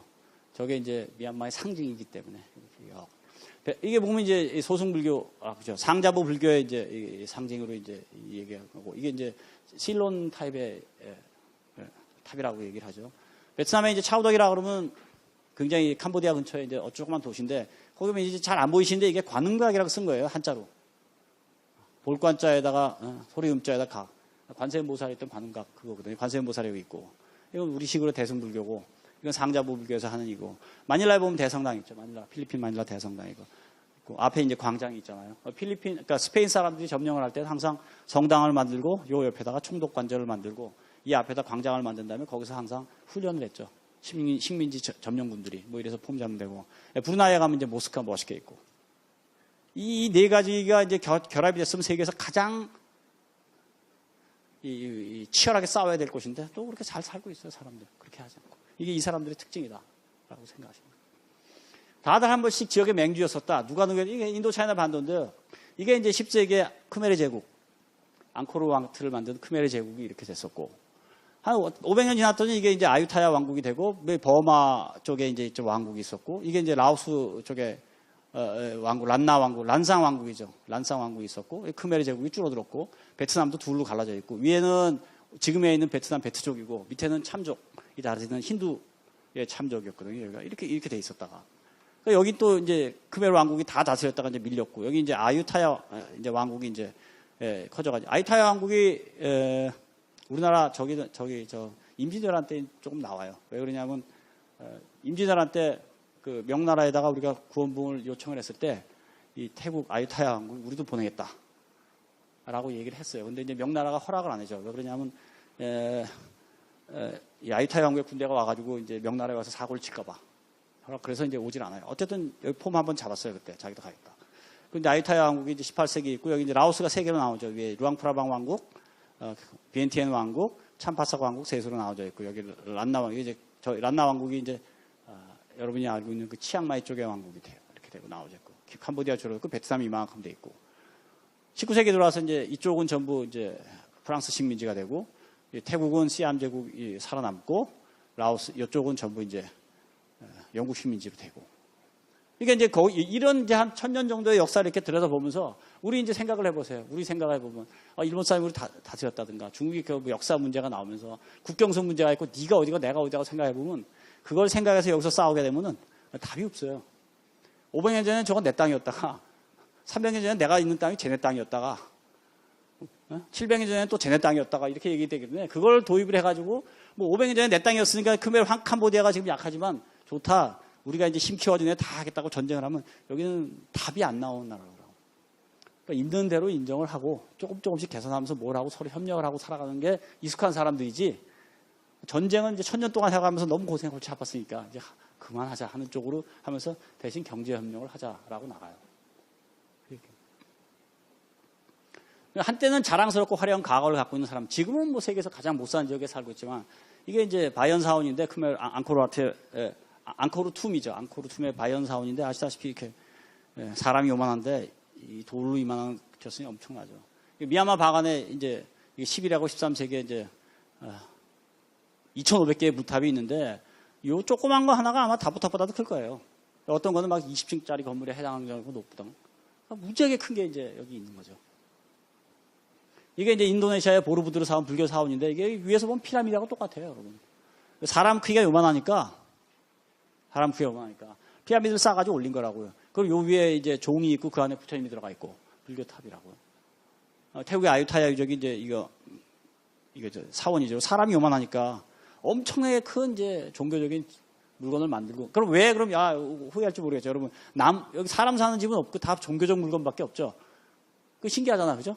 우리 사람 사는 집은 하나도 없고 왜 종교적인 탑밖에 없냐 이런 거밖에 없냐 얘기하는데 그 이유는 인도차이나 반도라든가 동남아 사람들은 신이 사는 공간은 돌로 만들었고 인간이 사는 공간만 나무로 만들었어요.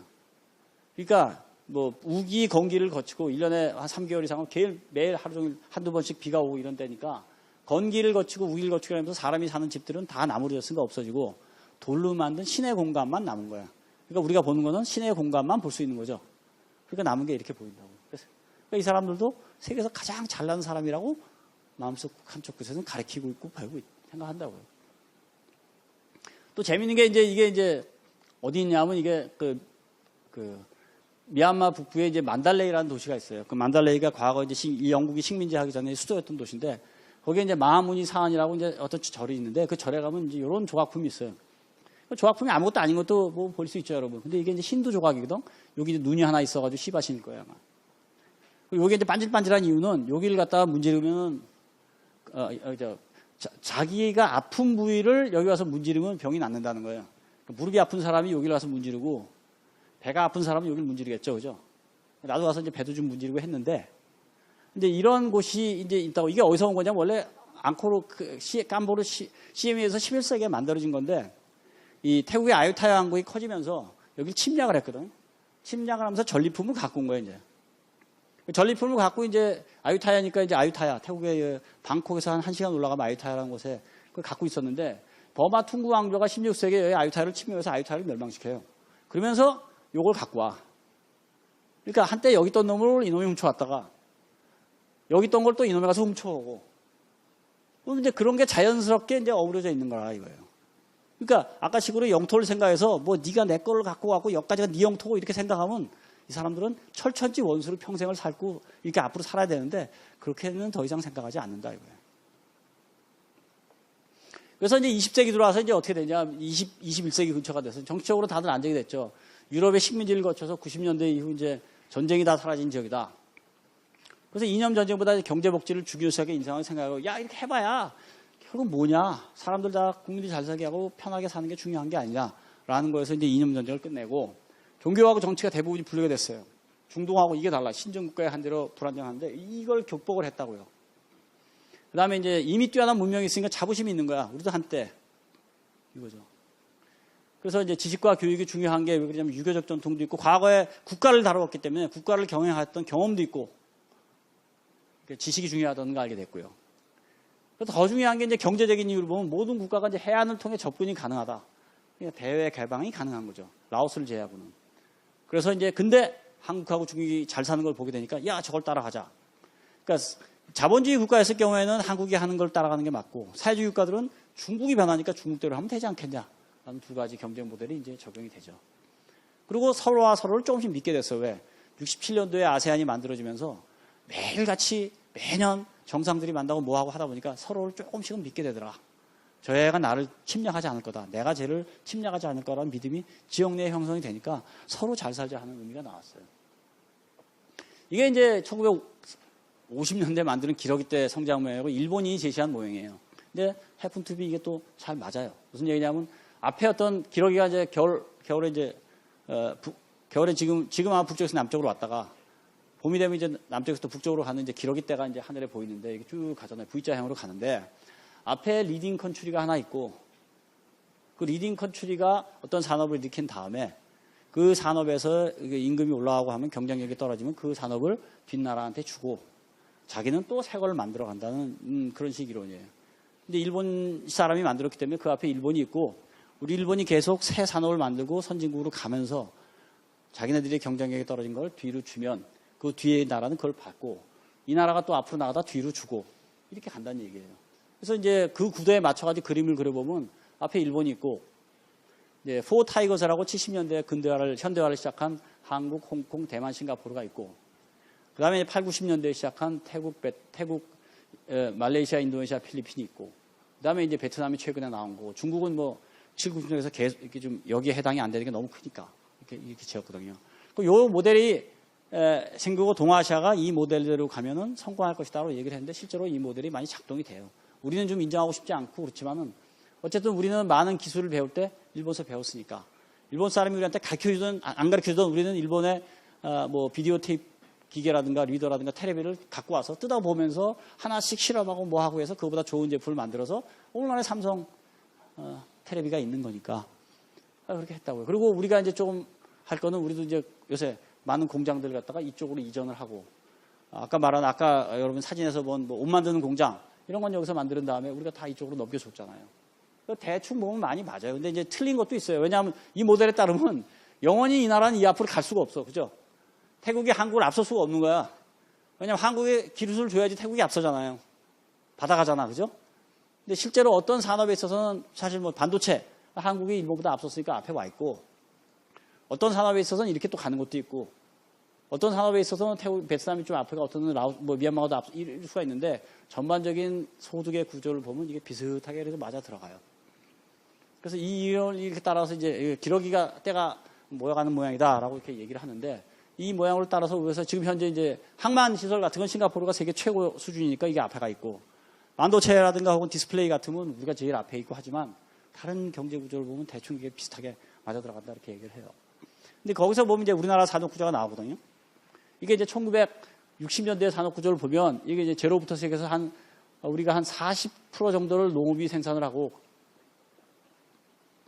40% 정도를 서비스가 하고 제조업이 한 15% 정도 하던 그러던 시대였다고요. 한 70년대까지. 그러다가 제조업의 비중이 점점 커지고 이만큼 커졌죠. 한 30% 가까이 커지고 서비스업의 비중이 뭐 한 60% 정도가 되고 농업의 비중이 한 2% 정도 3%가 되는 이런 나라로 이제 바뀌었거든요. 그러면 왜 동남아를 갖다가 제가 얘기를 하면서 우려하고 있냐면 이거에 비추어서 동남아 나라를 상당히 많이 판단할 수가 있어요. 다들 우리가 같이 농업이 기준이 된 사회였고 간단한 서비스업을 하던 국가가 점점 제조업하는 과정에서 경제성장을 이루었던 우리나라 경제의 요 형태를 그대로 이 나라들이 지금 찾아가려고 그러거든요. 차이점이 좀 있긴 있어요. 왜냐하면 예를 들어 태국 같으면 세계적인 관광대국이다. 그러니까 서비스업이 더 발달하죠, 우리보다. 친절하고부터 시작해서 호텔이라든가 경제 이런 하지만 전체적인 전반 구조는 비슷해 간다. 이거 보세요. 이제 제조업의 산업 구조인데 이게 1960년에 믿거나 말거나 한 60% 정도를 우리가 이제 음식하고 섬유 가족이에요. 무슨 얘기냐 하면 음식이라는 게 여러분 뭐 이렇게 복잡하게 생각하지 마시고 제조업 중에서 이렇게 쌀을 갖고 오면 정미소에서 쌀을 빠주는 거, 밀가루를 갖고 오면 빠주는 거, 뭐 이렇게 콩 갖고 오면 콩 까주는 거 뭐 이런 거죠. 가루 만들고 이런 게 다 여기 들어간다고요. 이제 식품, 담배 그런 게 전체 제조업 생산의 36%를 했고 옷 만드는 섬유하고 뭐 가죽 이런 거 하는 게 25%에서 60%를 제조업에 생산을 했다고요, 우리가. 근데 지금은 이게 다 합해봐야 한 10%가 안 되고, 그 다음에 여기 보세요. 여기 금속, 기계, 자동차, 우리 뭐 전자지 뭐 이거 많이 하잖아요. 이거 다 합해봐야 13%를 차지했는데, 지금 현재로서는 우리가 한 60% 이상을 차지하거든요. 70% 가까이 70%죠. 이게 25, 50, 60, 66% 정도, 67% 정도를 차지하죠. 이게 이제 우리나라 현대 이제 산업 구조인데, 지금 많은 동남아 국가들이 여기서부터 시작해서 이렇게 가는 거를 시도를 하고 있어요. 그래서 그 과정에서 한국의 경험이 굉장히 중요하고 그 사람들은 우리한테 배우려 하는 거고 우리도 협력을 하는 그런 게 되는 거죠. 믿거나 말거나 1965년대 우리나라 사람의 60%가 농업에 종사해서 농부였다 이거예요. 지금 여러분 근처에 농부를 찾아보려면 굉장히 찾기 힘들죠. 시골의 농부라고 하면 대부분 연로하신 분들이 대부분이고. 근데 우리도 이랬단 말이에요, 이제. 그래서 뭐 낯선 곳에서 나를 본다 하는 말로 딱 생각하지. 거기 가서 우리의 과거 모습을 찾아보는 게 그게 동남아예요. 그래서 우리가 하나하나 변화해왔던 걸 갖다 거기 가면 그대로 볼 수 있어요. 그래서 이제 이게 거의 60% 이상의 65년도 농부였는데 지금은 5% 이하로 줄어들었고 서비스업이 28%에서 지금 70% 대부분이 일하는 게 이렇게 이제 산업구조가 바뀌었는데 그 나라들도 지금 바뀌고 있다. 그래서 이제 거기서 이제 중지급 함정이라 그래요. 일정 소득이 늘어나면 그 소득을 누리기가 굉장히 힘든 거 하는데 보시죠. 이게 지금 타일랜드를 비교해보면 95, 한 3년도에 2,000불을 달성하고 2,000불에서 3,000불 넘어가는데 한 10년이 걸리고 여기 요즘 와서 한 5,000불 된 다음부터 5,000불에서 아직도 넘어가는데 한 10년이 걸려요. 그걸 그 사람들은 중진국 함정이라 그래요. 말레이시아도 이게 보면 마찬가지죠. 여기 보면 90년대 중반에 한번 여기 등장한 다음에 올라갔다가 한 10년이 걸려요. 경제 위기 터지고 극복하고. 여기서도 지금 트랩 2라고 그러는데 여기서부터 시작을 하면 만불에서부터 돌파한 게 2011년에 만불 돌파해가지고 아직까지도 만불에 또 났다고. 그럼 이 트랩을 돌파하는데 어떻게 하냐? 그 사람들이 얘기하는 게 한국이 어떻게 돌파하는 걸 보자. 왜? 우리가 알고 있는 한 저 중진국 트랩을 갖다가 어떻게든 돌파를 해가지고 또 다른 성장한 나라는 대한민국밖에 없기 때문에. 그래서 저쪽에서는 우리한테 소프트웨어를 원하고 그 노하우. 우리는 그거에 대해서 협력을 하고 이제 그런 게 이제 들어갑니다. 단순한 자본 축적으로는 어렵고 뭔가를 갖다가 개발을 해야 된다. 한국인이 열심히 일한 것도 있고 공부를 열심히 한 것도 있고 또 시작해서 제도를 개혁한 것도 있던 거를 저쪽에 와서는 하나씩 이제 배우기 시작하는 거죠. 경제공동체는 이제 2015년에 생각한 구성책이 뭐 보통 정치안보 공동체, 경제공동체, 사회문화공동체 세 개가 있는데 이거 두 개는 잘 그렇게 안 돼요. 이렇게 협력이 잘 안 되고 근데 경제공동체는 잘 되는데 그 이유가 가시적인 성과가 보이거든. 협력을 했더니 잘 되는 거예요. 뭐가 잘 되냐? 한번 나중에 볼게요. 규모의 경제라는 말은 이제 경제학 교과서에서 배웠던 게 이제 얘기가 되는 생산 분업의 효과인데 한번 얘기해 드릴게요. 인도 차이나 반도의 이제 지도를 얘기해 줄게요. 어느 지도로 보면 어느 지도로 여기 있죠. 여기가 이제 호지민 시티가 있고 여기가 하노이가 있어요. 여기가. 그러면 같은 나라에 경제 수도라고 하는 데는 호지민 시티고 사이공 옛날에 정치 수도는 이제 여기 하노이예요. 근데 이게 1,500km가 떨어져 있어요. 고속도로는 물론 없고 기차를 타면 이틀 정도가 걸려요. 기차를 타면. 근데 여기 푸놈펜이라는 데는 400km 정도 떨어져 있어요. 제가 하고자 하는 얘기는 무슨 얘기냐면 이 호지민 시티에 있는 사람이 어떤 재료라든가 원료를 사기 위해서 같은 나라인 여기서 사오는 것보다 바로 옆에 있는 여기서 사는 게 더 싼 거예요. 그러니까 관세만 없어지고, 그 다음에 이제 그걸 위해서 뭘 했냐면 이 두 국가가, 이제 아세안 국가가 뭐냐, 표준화를 시작하는 거죠. 단추의 크기는 이렇게 하자. 옷의 크기는 어떻게 하자. 옷 사이즈는 전부 어떻게, 뭐 7 사이즈면 얼마, 10 사이즈는 얼마, 이런 표준화를 쫙 해나가는 거예요. 표준화가 안 돼 있으면 캄보디아의 뭐 성인 옷이 베트남의 무슨 뭐 청소년 옷과 비슷하다 이러면 안 되잖아. 그래서 하나하나 표준화를 시작하는 거예요, 이제. 표준화를 시작하고 두 번째, 야, 캄보디아하고 라오스하고 이 나라들이 다 물건을 거래할 때는 관세를 없애자. 그러면 거의 똑같아지잖아요. 더 중요한 사실은 이 나라들에 대한 투자하는 것들이 자기 나라들이 못 사니까 자기 나라 사람들이 산업 자본을 일으켜서 투자할 능력이 안 돼. 공장을 세울 능력이 안 돼요.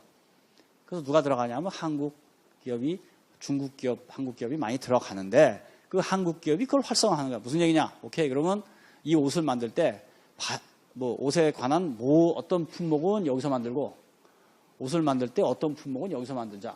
두 개를 합하는 거를 같이 이용하자. 그러니까 그 유명한 게 이제 뭐 한세 시럽 우리나라에 같은 거.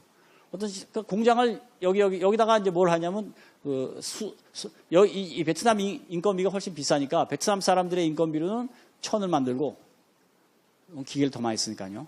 그다음에 캄보디아 사람의 인건비가 좀 싸니까 그 사람은 재봉틀을 시키자. 그럼 여기서 천을 그러니까 실은 한국에서 오고 여기서 옷감을 짠 다음에 여기다가 보내가지고 잘라서 옷을 만드는 하면 협력이 되죠. 그런 일이 시작되는 거예요. 이제. 그러려면 굳이 뭐하러 하노이에다 공장을 적어서 여기다 하냐 하는 얘기가 나오죠. 뭐 멀리 있는 누구보다 가까이 있는 뭐가 좋다고. 이런 일이 하나씩 시작이 되는 거예요. 이 변방에 있는 사람들은 어떻게 하냐. 맨날 바나나를 만들었다고 자기 생산을 했어. 파인애플을 생산을 했어요. 근데 아까 제가 말한 그런 이유 때문에 하나밖에 못 먹는 거야. 두 개만 먹으면 되지. 자기는 더 이상 팔 데가 없었는데 어떻게 타일랜드 여기다가 근처에다 뭘 세우냐 하면 바나나 가공 공장, 스낵 공장을 만드는 거예요. 이제 그 스낵에서 만들어서 한국에 수출하는 거죠. 여러분이 이마트에 가서 먹는 그런 거 태국에서 다 만드는 게 아니고 제조 원료는 여기서 만들고 그걸 태국의 공장에 갖고 가서 차세를 싣고 가서 당일날 그 다음날 스낵 과자를 만들어가지고 한국에 수출을 하고 일본에 수출하고 하는 협력 체제가 구축이 되는 게 아세안 경제공동체국의 규모의 경제를 활성화했다라고 얘기를 해요. 국경이 없어지고 서로 간에요. 그래서 이제 통관 서비스가 제일 중요하죠. 빨리빨리 통관시켜야 되지. 뭐 음식물 갖다가 이틀 동안 몇 개 있으면 썩으니까 그 더운 데서.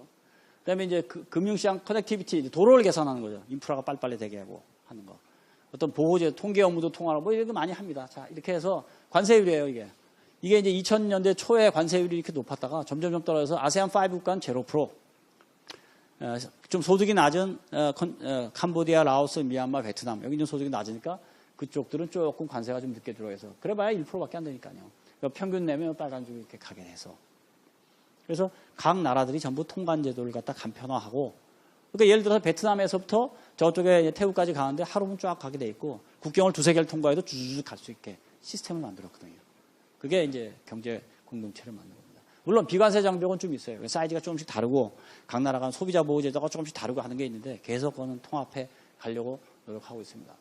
이게 이제 지난 25년간 성장률인데 보세요. 이게 1990년부터 99년까지 경제 성장률이 파란 거 2000년부터 2009년까지가 오렌지 회색이 10년부터 16년까지 7년 동안 앞으로 이건 IMF가 예측을 한 17년부터 22년까지 예측치거든요. 아세안 지역이 제일 높아요. 높다는 게 중요한 게 아니라 안정되게 높다는 게 중요한 거예요. 아프리카 지역 같으면 어떤 때 이게 더 높았다고. 서브사하라는 게 무슨 이야기냐면 사하라 사막 이하 지역. 사하라 사막 이거는 이제 중동 지역과 비슷한 메나라거든요. 미들 이스트 앤 노스 아프리카. 중동과 사하라 사막 이북 지역을 갖다 이렇게 얘기를 하는데 그 지역은 높았다 낮다 다 하는데 그냥 이렇게 아주 안정적인 거예요. 경제 예를 들자면 어떤 나라에서 좀 문제가 있으면 태국에서 좀 문제가 있을지 몰라도 말레이시아 성장률이 높아서 또 평균 내면 괜찮고 또 베트남에 좀 경제 성장에 문제가 있는데 옆에 나라인 또 라오스가 또 괜찮아서 또 평균을 어떻게 내고 이러다 보니까 아주 골고루 성장하는 국가가 돼 있더라 하는 게 굉장히 하고 앞으로도 한 5년 동안 세계적으로 가장 높은 지역이다. 그럼 이게 제가 이제 학생들한테 놓고 가르칠 때 쓰는 건데 야 이게 세계 지도가 이렇게 있다. 이거 이제 우리 뭐 중고등학교 교과서에 나온 지도 같은 건데 여기를 다 놓고 그럼 앞으로 한 10년 동안 뭐 어느 나라가 제일 잘 될 것 같으냐 이제 물어봐보면 기본적으로 미국의 경제 성장률이나 북미 지역의 경제 성장률은 3%를 넘을 수가 없죠. 그렇잖아요. 당연히 우리도 3%를 넘기 힘들고 유럽 지역도 마찬가지예요. 그다음에 유럽 금융위기 이후 그것도 더 낮아졌고 그럼 중남미 지역을 가보면 아직도 여기는 뭐 해야 돼요? 정치적인 문제, 빈부격차부터 시작해서 문맹률의 비율이 굉장히 높아요. 그래서 이 산업화되기 위한 각종 조건, 정치 불안부터 시작해서 굉장히 크고 아직도 이 마약상이 총싸움하고 오늘 아침 신문 비행기에서 내리면서 이렇게 보니까 브라질에 여기 리오데자네이로스에서 1년 동안 지난 1년 동안 총싸움을 일어난 숫자하고 뭐 사람 중에 몇천 명이 죽었더라고요. 전쟁이 일어난 존보다 더 많이 죽는 거거든요. 여기 과테말라, 온두말라도 마찬가지고.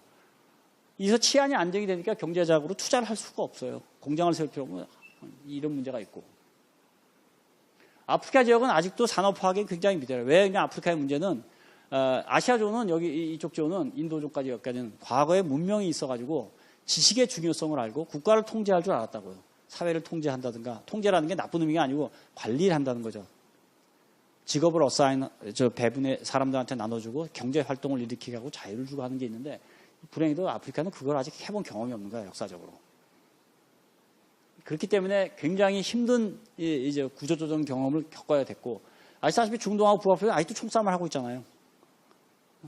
무슬림에서 그 시아파, 수니파로 갈려져 있고 또 종족 간의 관계가 돼가지고 매우 복잡하게 아직도 총싸움을 하고 있는 나라니까 해당 사항이 없고 마지막으로 하나 남은 게 이제 그럼 동북아의 경우는 이제 한국은 여러분 알다시피 3% 우리 3% 하면 굉장히 잘했다 그러고 일본은 뭐 우리가 더 떨어지고 중국이 이제 하나의 이슈가 되는 거고요. 그다음에 남은 게 이제 중국과 인도, 동남아인데 인도의 경우는 아직도 카스트 제도가 있고 사회 제도로 바꿔야 할 게 너무 많아요. 각 주별로 있던 조세 제도를 갖다 최근에 와서 조금씩 바꾸고 했고 아직도 갈 길이 먼 곳. 인도의 문맹률이 글을 못 읽는 사람 비율이 아직도 한 30%가 되니까. 그러니까 인도가 경제 성장률이 높은 거는 그 중에서 엘리트라든가 뛰어난 사람이 많은 사람이 리드를 행하면 성장이 높은 거지 결코 글을 못 읽는 그 수많은 사람들을 따라가면서 한 게 아니라고. 그래서 그게 과연 지속 가능하냐에 대한 이슈가 항상 나와요. 그리고 남은 거는 이제 동남아밖에 없는데 아까 보다시피 성장률이 굉장히 높고 각종 여건들이 좋다고 정치적인 안정세도 나왔고 그래서 이제 가장 프라미스한 지역이 아니냐. 그 다음에 중국 빼고요. 중국은 제가 이제 평가할 게 못 되고. 그럼 이제 이 오달수라는 사람이 꼭 얘기를 하는데 주연해본 적이 없죠, 이 사람이. 거의, 그죠? 근데 우리나라에서 영화 배우 중 1000만 넘는 영화에 가장 많이 출연한 사람이에요.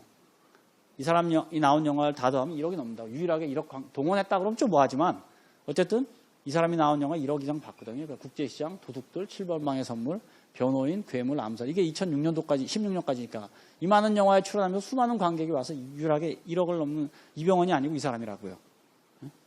근데 이게 아세안과 같다고 생각하면 돼요. 항상 조연 역할을 하지만 많은 걸 챙겨가면서 자, 그래서 아세안을 뭐라고 하냐면 이제 한국과의 관계를 얘기하자면 한중일 삼국지가 정치 및 경제 삼국지가 벌어지는 곳이라고 그래요. 중국은 세계에서 세계 2위의 경제 대국이고 일본은 세계 3위의 경제 대국이고 우리는 한참 밀린단 말이에요. 12위를 넘어가니까 10위 정도야. 그러나 일본이 중국을 상대하려고 그러면 우리가 필요하고 중국이 일본을 상대하려고 그러면 또 우리가 필요하고 우리가 또 일본하고 상대하려면 중국이 필요하고 우리가 또 중국하고 상대하려면 또 일본이 필요할 때 또 필요한 나라예요. 그러니까 어쩔 수 없이 우리가 이제 붙을 수밖에 없는 거예요. 싫던 좋던. 한 2000년 동안 중국 사람이 우리가 중국에 이제 어떻게 보면 굉장히 그 영향력을 받고 뭐 고생도 하고 이렇게 살아왔고 또 두 번의 뭐 전쟁과 이렇게 식민지 경험을 또 일본에 가서 또 싫다고 해요. 하지만은 이쪽을 상대하려면 저쪽이 필요하고 저쪽을 상대하면 이쪽을 피해야 되기 때문에 서로 또 어떻게 싫어도 협력해야 되는 아주 그냥 이런 경계가 되는 거예요. 근데 아세안 사람들은 한국을 되게 좋아합니다. 뭐 이렇게 연속국이 좋아서 이렇게 좋아한다는 게 아니고 제 말은 아세안과 한국을 관계된 사람이 혹은 그 공부를 많이 했다든가 혹은 뭐 관심이 있어서 이해를 많이 한 사람은 한국 왜 좋아하냐 그랬더니 너네 나라는 위협이 되지 않는 나라다 우리나라에 그 얘기예요. 영어로 얘기하면 non-threatening country라고 얘기를 해요. 그러니까 뭘 갖다가 이렇게 누가 여러분한테 여기 있는 분한테 내가 호의를 베푼다 이거예요. 근데 굉장히 이 사람이 중국인이 와서 회의를 베푼다. 그럼 아세안 입장에서 보면 제가 왜한테 또 왜 호의를 베풀까? 저놈이 와서 또 뭘 훔쳐갈까? 이런 걱정을 하기 시작한다고요. 일본이 와서 그래도 그래요. 근데 한국은 그런 생각 안 해요. 왜? 한국이 아무리 잘나봐야 우리나라를 침략할 것 같지도 않고 한국이 아무리 잘나봐야 자기 나라 산업을 갖다가 다 가져갈 수도 없어요. 우리는 일부만을 갖다가 같이 협력하면서 조금만 가져가야 되는 그 정도의 국력을 갖고 있는 나라거든. 그리고 못 사는 나라에서 잘 사는 나라에 모범도 샘플도 보여줬다고. 그래서 이 나라 사람들은 굉장히 아세안 사람들이 한국을 좋아해요. 그 뭐 여자 무슨 뭐 배우가 이쁘다, 남자 무슨 배우가 멋있다, 이런 거를 떠나서 무슨 뭐 가수가 멋있다, 이런 걸 떠나서 많은 그 공부를 했거나 이런 관계를 연구한 사람들이, 정치가들이 다 좋아하는 이유가 한국은 우리에게 직접적인 위협이 아니다. 하지만 중요한 나라다. 그래서 이제 많은 협력을 갖다 아세안이 역할할 때 아세안은 보세요. 아세안 플러스 1, 3, 6 뭐 이래서 항상 뭐를 얘기하냐. 아세안이 중심이 돼가지고 리드를 해나가는 게 중요해요. 그래서 중국은 이렇게 내려갑니다. 중국에서. 왜 중국이 중요하냐면 아까 얘기한 대로 말라카 여기 해협을 갖다 막아버리면 중국은 멈춰버려요. 여기를 막아버리면 40km죠. 요거 30km만 막아버리면. 근데 그래서 이쪽으로 와서 미얀마를 통해 가지고 이렇게 가면 인도양을 가니까 유럽을 갈 수가 있거든. 그래서 중국은 미얀마에 엄청난 도움을 드리고, 혹은 라오스 사회주의 국가인 라오스하고 약간의 독재성을 갖고 있는 캄보디아를 통해서 어떻게 하면 요리 내려갈까를 계속 연구를 하고 있고 돈을 쓰고 있는 나라고, 일본은 그걸 막기 위해서 또 이렇게 해서 필리핀에 지원을 많이 해주고 이렇게 해가지고 중국의 영향력을 막고, 그래서 둘이서 싸우는 각축장이고, 우리는 거기서 어떻게 해가지고 요쪽 좀 도와줘서 뭘 좀 얻고 요 애를 좀 도와줘서 뭘 좀 얻고 하는 거로 한국이 역할을 하고 있다고 보시면 돼요. 그래서 아세안 사람하고 같이 일하면 그냥 힘들다고 많이 얘기를 하는데 실제로 이해 부족이에요. 아까 얘기한 대로 굶어 죽는 사람이 없죠. 그 먹을 게 충분해. 그 사람이 이렇게 에너제틱하지도 않아요. 그 다음에 날씨가 더우니까 이렇게 빨리빨리 움직일 수도 없어. 땀만 많이 나니까. 잘 생각을 해보세요, 여러분. 에어컨이 등장한 게 언젠가. 얼마 안 된다고. 수천 년 동안 저 지역에 사는 사람들의 생활 패턴을 갑자기 에어컨이 만들어지고 전기가 들어왔다고 바꾸라는 게 이게 통하지가 않는다고요. 그냥 그대로 살 뿐이야, 그 사람들은요. 조금 변하는 뿐이죠. 너무 덥다. 긴장하고 집중하고 살지 않죠. 문화적으로 너무 다르다. 그런데 우리가 좀 특수해요. 제가 꼭 얘기를 할게요. 그러면 아까 그 세계 지도를 봅시다. 여기요. 알다시피 여러분 이게 뭐 중국의 뭐 수천 년 동안 중국이 화려한 문명을 갖고 있었고, 유럽이 이제 근대 이후 이제 세계를 갖다가 지배할 정도의 큰 영향을 미쳤다라고 이제 바스코 다가마 포르투갈 사람이 여기 인도로 오고, 콜럼버스가 이렇게 해서 미국을 가서 이제 세계를 갖다 뭐 다 알고 있어요, 여러분이. 그럼 가만히 생각을 해보세요. 우리가 이제 그 1876년도에 우리나라가 이제 개항을 처음 시작하잖아요. 일본 압력 때문에 운영호 사건이라서 이제 우리가 얘기를 하는데, 그럼 이 지구상에서 인구가 한 1000만 정도 살면서 1876년도에 서양인을 처음 본 나라는 어디 있을까? 1876년도 정도에 서양인이 와서 무역을 시도하고 그 사람들하고 관계를 맺기 시작한 나라가 인구는 한 1000만 되는 국가가 어디 있을까? 따지고 보면 없어요. 쉽게 얘기하면 무슨 얘기냐면, 이 동남아 사람들은 이미 인도로 얘기했죠. 이미 어떻게 돼요? 500년, 600년 전에, 혹은 여기 저 중동에서 있는 아라비아 상인이 왔다고 생각하면 벌써 1500년 전에 그 스파이시라고 그러죠. 향유, 무역을 통해 가지고 그 사람들이 와서 왔다 갔다 했고 다 했고, 여기 이 중국 사람들 입장에서는 벌써 이쪽 유럽 사람들, 한나라 때부터, 한무제 때부터 이쪽하고 서역을 갖다 전복을 하고 이쪽하고 연결을 맺어왔고, 아프리카에는 큰 1000만이나 되는 나라 자체가 없어서 부족 싸움이었단 말이에요. 하지만 노예제도로 들어서 서양인들이 다 와서 지도 만들고, 뭐 영국은 이렇게 갔고, 프랑스는 뭐 어떻게 하고 다 해봤다고요. 여기 지역은 이미 15세기, 16세기에 유럽인들이 들어가서 식민지를 만들었고, 인구가 한 1000만 되는 나라 중에서 서양 문물을 1876년에 처음 접한 나라라 그러면 우리나라밖에 없어요. 그러니까 우리가 굉장히 독특한 사람이야. 무슨 얘기냐면, 그 이후에야 비로소 그것도 일본을 통해서 간접적으로 들어온 서양 문명을 받아들이면서 움직인 사람들이거든요. 그러니까 굉장히 우리가 폐쇄적인 사람이라고. 그런 거에 비하면 이 사람들은, 그럼 여러분이 생각에 여기 와서 그냥 상인이 와서 왔다 가는 게 모르냐라고 생각할지 모르겠지만, 잘 생각을 해보세요. 자, 여기 사람이 인도를 거쳐서 동남아에 오려면 지금처럼 증기선이 있고 모터 있는 배가 아니었다고. 돛담배를 타고 오는데, 돛담배는 바람을 영향을 타고 오거든요. 1년에 이렇게 방향이 불 때가 한 번 있고 1년에 이렇게 방향이 불 때가 한 번 있어요. 그럼 배 타고 여기 와서 어떻게 돼? 몇 달 살아요. 그렇죠? 바람 방향이 바꿀 때에 대해서 바뀌었다. 그럼 다 같이 배를 타고 이쪽으로 가. 그러면 상인이 와서 여기 살려면 뭐가 필요해? 집이 있어야 되고, 또 현지처라는 게 생기고, 현지처가 되었으면 애가 낳고, 그런 사람이 생기니까 그게 사회적인 문제가 되면 어떻게 해? 종교적으로 야 이슬람 우리 4명까지 부인이 있어도 돼. 이렇게 나가는 거라고요. 여기서 이제 아라비아의 상인들이 낙타를 타고 여기까지 와서 중국에서 왔다 이거예요. 근데 우리나라가 갖고 있는 그 가치 기준에서 1인 1처제 하면 얘기가 안 되는 게 이쪽으로 오는데 겨울엔 또 추워서 못 가, 얘가. 몇 달 동안을 갖다 걸어와가지고 여기 뭐 서안에 와가지고 자기가 정착을 했어. 그럼 이제 여름 내내 와가지고 이제 물건을 팔고 돌아갈 수가 없어요. 왜? 너무 추우니까. 여기 몇 달 살아야 돼. 그러다 이쪽으로 또 가. 근데 여기서 또 살다가. 1년에 한 번 이렇게 갔다가, 1년에 한 번 이렇게 갔다가, 뭐 때를 지어 사람들이 수백 명, 수천 명이 움직인다 이거예요. 살아야 되니까 어떻게 되냐. 과거에 되면 양쪽을 갖다 서로 인정하고 생활 패턴을 만들어가게 종교라든가 생활 패턴이 굴러가게 돼 있다. 우리 생각에 여러분이 이제 이쯤 모르면 중국에 이제 도자기를 많이 판다고 얘기를 했거든요. 그럼 도자기의 조각상에 보면 별거 다 나와요. 뭐도 나오냐면 이슬람교의 그 코란 경전까지도 조각을 만들어 팔아요. 여러분 우리나라 생각을 해보지 뭐 우리 크리스찬이 많고 뭐 그것도 둘째치고 만약에 조선시대 때 도자기를 만드는데 이 접시 같은 데다가 그 접시에다가 뭐 코란 경전을 새겨가지고 누구한테 팔았다. 그게 알려지면 아마 그 집안이 다 아마 풍지박산이 났을 거예요. 조선 유교 경전에 안 맞는 건. 근데 중국 사람들은 다 그렇게 했어. 이미 다양성 시대였기 때문에 중국의 수도에는 그 무슬림들도 살았고 불교하는 사람 라마승도 살았고 다 살았기 때문에 그만큼 다양하게 여기 돼 있었다고요. 근데 우리가 굉장히 독특한 그런 사고방식이 갖췄기 때문에 우리가 그 사람을 이해하지 못하는 거라고 생각해서 우리가 바뀔 필요가 있다는 얘기도 하는 거예요. 21세기에서는. 그래서 아세안은 가진 것이 많다.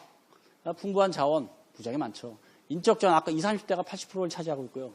자본만 공급하면 지속 가능한 성장이 있다. 왜냐하면 걔는 자본이 모자라니까 지금 현재로서. 상당히 개방적인 분이다. 수천 년 동안 무역을 하고 살았으니까요, 이 사람들은. 그러니까 무역 관계를 보면 이게 10억 달러 단위를 봤을 때는 쭉 굉장히 많이 늘었다. 이게 이제 아세안과의 무역이고요. 국별 무역을 보면 현재로서는 뭐 싱가포르가 20%, 타일랜드, 필리핀이 9%, 베트남이 30%에서 제일 많은 구조로 지금 2016년에 그런 구조를 갖고 있고 1990년도부터 시작하면 굉장히 많고요. 이게 파란 게 수출이고 빨간 게 수입이고 하얀 게 이게 무역 수지 흑자거든요. 그러니까 우리가 대부분의 무역 수지 흑자를 여기서 낸다고 봐도 과언이 아니에요. 300억 달러거든요. 이게 연 300억 달러. 우리는 상당히 많은 금액을 내고 있다. 직접 투자라는 건 우리가 시작해서 공장을 만들고 이렇게 세운다는 건데 보시다시피 아세안에서 한국으로 오는 건 이 빨간색으로 이렇게 많지가 않고 한국에서 아세안으로 오는 게 굉장히 늘고요. 포트폴리오 투자는 이제 증권 투자를 하는 것도 보면 이것도 휴물라티브로 보면 비교 안 될 정도 우리가 많이 하고 있다고. 그러니까 우리 알게 모르게 굉장히 많은 경제적인 이 커넥션을 갖고 아세안과 하고 있다. 이거예요. 그래서 이제 한마디로 말하면 뭐냐? 한국에게 아세안은 세계 2위의 무역 파트너다. 제2의 중국 다음으로. 미국 중국에서 3위의 투자 대상국이다. 우리가 거기다 돈을 내고 있다. 투자를 하고 있다. 여러분은 알던지 모르지 간에.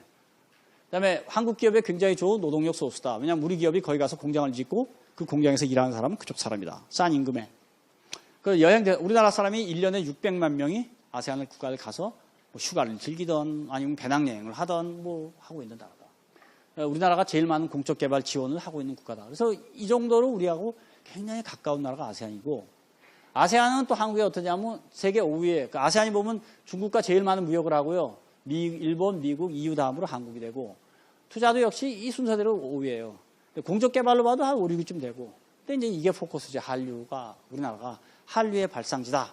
그래서 굉장히 우리를 갖다 친근하게 느껴요. 그러니까 아까 얘기하는 그 많은 식자층이라든가 이런 사람들은 한국이 위협을 주지 않는 국가로서 굉장히 좋다라는 얘기를 하고 젊은 사람으로 하면 이 한류다. 그래서 그 이미지가 굉장히 좋은 나라라고 돼 있죠. 이렇게. 그래서 이제 동아시아 이제 지역 가치 사슬이라는 개념을 우리 영어로 얘기하면 밸류 체인이라고 얘기하는데 우리말로 하려니까 이제 이렇게 리지널 밸류 체인이라고 그러는데 우리말로 바꾸려니까 가치 사슬이죠. 그러니까 아세안이 천연 자원을 주면 예를 들어서 석유라든가 혹은 뭐 관련 주면 우리는 그걸 갖고 중간재를 만들어요. 그러니까 실을 만들어요. 실 만드는 공장이 어떻게 생기냐면 코오롱 뭐 이런 거 있잖아요. 공장에 가면 사람이 별로 없고 기계만 잔뜩 돌아가고 실을 만들어서 그 실을 갖다 아세안 국가에다 주면 그 실을 갖고 게다가 이제 천을 짜고 그 천을 짠 걸 갖고 다시 옷을 만들어서 전 세계에 파는 이런 구조가 되어 있거든요. 그래서 이제 어떤 밸류 체인 이게 이제 1990년대부터 일본 사람이 만들어 놨던 건데 우리가 그대로 그걸 활용을 해서 지금 쓰고 있습니다. 그다음에 자금으로 어떠냐면 우리나라 기업이 흑자를 나면 이제 금융원에 예금을 하죠. 금융위원 얘기를 하면 우리가 이제 아세안에다가 국가에다가 직접 투자를 하는 방법도 있고, 우리나라 기업에다가 예치를 해주면 우리나라 기업들이 그걸 대출 받아가지고 생산을 갖다 공장을 거기 지어가지고 움직이는 그 두 가지 현상이 지금 일어나면서 우리나라 사람들이 아세안에 가서 뭐 즐기기도 하지만은 경제 활동을 많이 하는 게 이제 됩니다. 이게 이제 그러면 아세안 각국이 우리하고 이제 10개국이나 되니까 여러분이 이제 헷갈릴지 모르니까 보통 이렇게 얘기해요. 우리나라 1인당 소득이 이제 53년도에 한국은행, 여기 오늘 있는 한국은행이 제일 처음으로 이제 우리나라 GDP라는 개념을 갖다가 이제 만들어냈는데 그 이후 이렇게 쭉 올라왔거든요. 그 3만 불 가까이 지금 이제 올해 이게 2016년이니까 올라왔는데 그러니까 말레이시아가 한 10,000불쯤 된다고 생각하면 그 뭐 이 정도쯤 해당이 되는 거고 태국이 한 5, 6천 불이면 이 정도쯤 우리나라에 한 90년대 80년대 후반에 해당된다고 생각하고 인도네시아, 필리핀은 우리나라에 한 80년대 후반 올림픽 그 직전 나머지 시에 캄보디아, 라오스, 미얀마, 베트남은 한 80년대 초나 70년대 말에 비슷한 우리나라의 수준을 갖고 있다고 생각하시면 돼요. 근데 문제는 여기 계신 여러분들이 이때 태어나질 않았고 모르기 때문에 그런 건데 그래서 이제 많은 우리나라의 나이 든 기업가들이 나이 드신 분들이 저희 가서 생각하는 게 생각을 아주 간단하게 내가 몇 살 때 어땠지? 그거를 이제 이용을 하면 돼요. 그래서 나이 드신 분들이 거기 가서 많이 특히 노동 집약적인 사업을 하시는 분이 거기 가서 일을 할 수 있었다는 게 내가 처음 20몇 살 때 공장에 들어가서 뭘 배우고 뭘 하고 그랬을 때 하고 이 나라가 좀 비슷하네.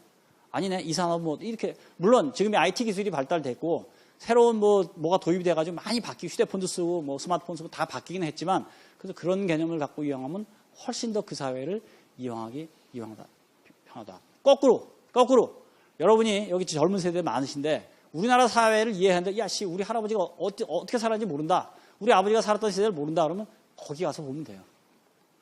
예를 들면 베트남에 가면 사람들이 막 베트남이라든가 어딜 가면 신호등 안 지키고 막 왔다 갔다 한다. 한 30년 전에 우리도 그랬거든요. 길 잘 때 차선 막 안 지킨다. 그 차선 하도 안 지키니까 텔레비에서 공익 광고를 만들어서 차선을 지킵시다 막 그랬다고. 그래서 하도 그걸 안 지키니까 어떻게 텔레비 광고에 이경규 씨가 나와가지고 차 여러 대가 차선을 지키면 상품 냉장고를 줬다고. 그렇잖아요. 그리고 그게 다 우리도 그 사람들이 다 했던 걸 경험한 거라고. 아마 모르겠어요. 베트남이나 이제 저 태국이라든가 조금 나라가 의식이 이제 것이면은 아마 거기도 그런 코미디 프로에서 할지도 몰라요. 다 지나가는 경우니까 이렇게 보면 돼요. 자, 이게 이제 해방 이후 이제 한국 전쟁 직후에 이제 여러분의 할아버지 된 사람이죠. 53년도에 찍은 사진인데 그때 10살이라고 생각하면 뭐 45년생 뭐 그 정도 될 텐데, 그렇죠? 45년생이 지금 몇 살이에요? 70 몇 살일 거 아닙니까? 그 사람들이 이렇게 해서 식량을 받아타거든요. 이게 이제 한국 전쟁 직전, 6.25 정난 직전의 서울 모습이거든요. 바로 요 앞 모습이에요. 이거 보이잖아요, 이거. 남대문. 그때 보이죠? 비슷하게. 이게 서울 역사에서 남대문을 보고 찍은 건데 지금 여기 뭐 이렇게 없죠. 높은 빌딩이 있잖아요. 이게 이렇게 바뀌었거든요. 미안합니다. 이게 이렇게 바뀌었잖아요. 이게 부산 해운대 저희 이게 여의도의 슈퍼마켓, 여의도의 그 센터인데 이게 이런 세상을 바뀌들 갖다가 이걸 보여주고 그 사람들한테 당신들도 할 수 있다. 우리가 변하는 게 이렇다라고 얘기하는 게 굉장히 설득력이 있어가지고 우리가 지금 저 같은 사람들이 돌아다니면서 일을 하고 있는 겁니다. 자, 그래서 이제 몇 가지 재밌는 얘기 할게요. 이게 호지민시티에 이제 슈퍼마켓에 가면 신라면이 25,000동이에요. 거기가 어떻게 되냐면 2만동이 이제 21,000동이면 보통 한 1달러쯤 하거든요. 우리 돈에 한 1,000원, 1,100원쯤 하는 거죠. 근데 베트남제 라면은 얼마 하냐면 이게 3,400동이에요.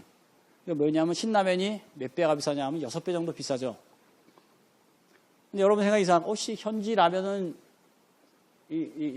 3,400동이고 신라면이 2만 동이나 하는데 이게 팔려? 라고 생각하는데 거기 사람 먹죠 또. 그렇죠? 이게 고부가 가치라는 거죠. 똑같은 물건인데도.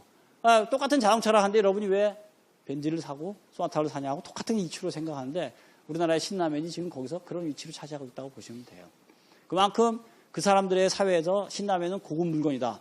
잘 생각해보세요. 유럽 사람이 라면을 만들지 않으니까. 라면을 만들 수 있는 나라는 아시아적 국가고 가장 질 좋은 라면을 만든 게 한국 라면이다.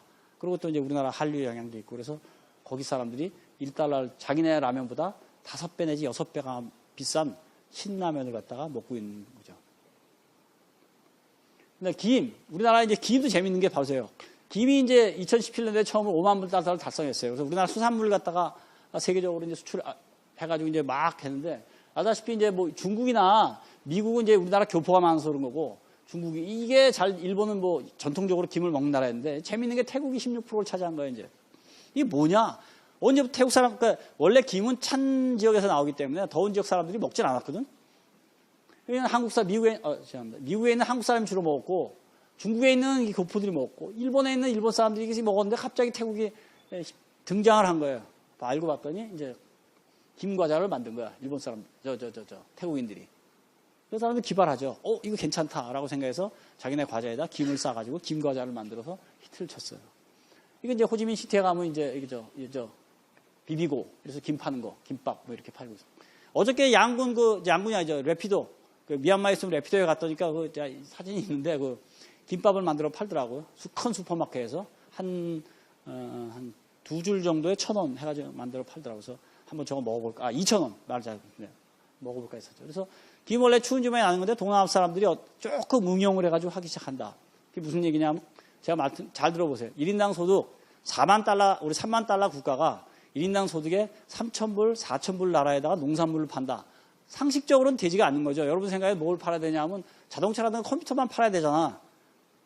그렇죠. 그 고부가치를 나오려고 하면. 근데 시장에는 이런 것도 있다 이거예요. 여러분 생각에 매일 먹는 아무것도 아닌 것 같은데도 밸류를 만들어가지고 인식을 만들어서, 물론 이게 얼마까지 갈지 모르겠지만 김이라는 거 만들어 팔면 왜 되더라 하는 얘기예요. 경제학적으로 얘기하면 항상 뭐 고부가치면 여러분 생각에는 비싼 기계, 뭐 비디오, 컴퓨터 이런 것만 얘기해야 되지만 그렇지 않고도 시장은 항상 있다 하는 얘기. 베트남 얘기 조금 할게요. 여러분 이게 우리나라 뭐예요 이게? 이 거북이가 있고 비석이 쫙 있죠. 예? 그러면 여러분 생각하기에 이거 무슨 뭐 성균관에 가면 있을 거라고 얘기하거든요. 성균관에 쫙 있을 거거든요. 이게 어디에 있냐면 이제 하노이에 가면 많은 사람들이 하노이 이제 호지민 그 묘소인 데 가서 광장을 가고 뭐 이것저것 많이 다녀요. 그리고 거기 이제 문묘라고 있어요. 그럴 문자에다가 묘자. 문묘라고 하는데 우리 같으면 이제 성균관이고 거기 사람 이제 국자감이에요, 국자감. 거기서도 국자감이라 그래. 근데 이제 발음이 조금 다르지, 우리하고. 그 국자감. 여러분 고려시대에 뭐 역사 배울 때 국자감 다 배웠죠? 최초에 뭐 대학을 세우고 어쩌고저쩌고 했던 거. 국자감이라고요. 거기도 국자감이에요. 그 당시에 국자감에서 과거급제한 사람들의 명단을 이렇게 세워놨다고요. 그럼 여기 보면 이제 이름이 나와요. 우리 같은 뭐 세종 몇 년 과거급제 이름 쭉 나오는 식으로 똑같이 썼어요. 그 시대 그 황제 이름, 자기들 황제 이름, 왕 이름 쓰고 뭐 과거급제 누가 했고 쫙 한문으로 쓴 거예요. 그리고 그 옆에 박물관에 가면 이게 있다고. 우리나라가 중앙박물관에나 있을 만한 책들을 갖고 그 사람이 공부를 한 거예요. 이게 뭐 어떤 의미를 갖냐 하면 우리나라가 어떻게 경제 성장을 했냐. 뭐 열심히 다 좋아요. 근데 이제 유교 얘기하고 한자 문명, 빨리빨리 문명, 뭐 자본주의 이런 정도를 얘기를 해가지고 사유재산 제도가 있었고 한국 사람이 빨리빨리 움직였고 유교하고 이제 불교도 마찬가지 있었고 유교 문명에 있어서 뭐 국가라든가 정치라든가 제도라든가 이런 거 잘 됐다고 얘기하는데 유교 문명은 똑같고요. 이게 이제 절일이잖아요. 불교 문명은 또 똑같아요. 이거 젊은 사람들 잘 모르지만 이게 안락사라는 뜻이에요. 말은 좀 발음은 이상하지만 절일이면 안락사. 그러니까 편안한 자에 즐거울 낙자지 죽는다는 소리는 아니라고. 불교 절이 있었고 이 오토바이 타는 걸 보면 우리보다 더 빨라. 그러니까 우리가 경제 성장을 했다가 얘기하는 많은 요소들을 베트남 사람들이 거의 비슷하게 갖고 있어요. 제가 이제 여러분이 얘기를 하면 그래프를 그리고 뭐 어쩌고저쩌고 이런 걸 하는 것보다는 이렇게 얘기를 하는 게 더 편해서 하는 겁니다.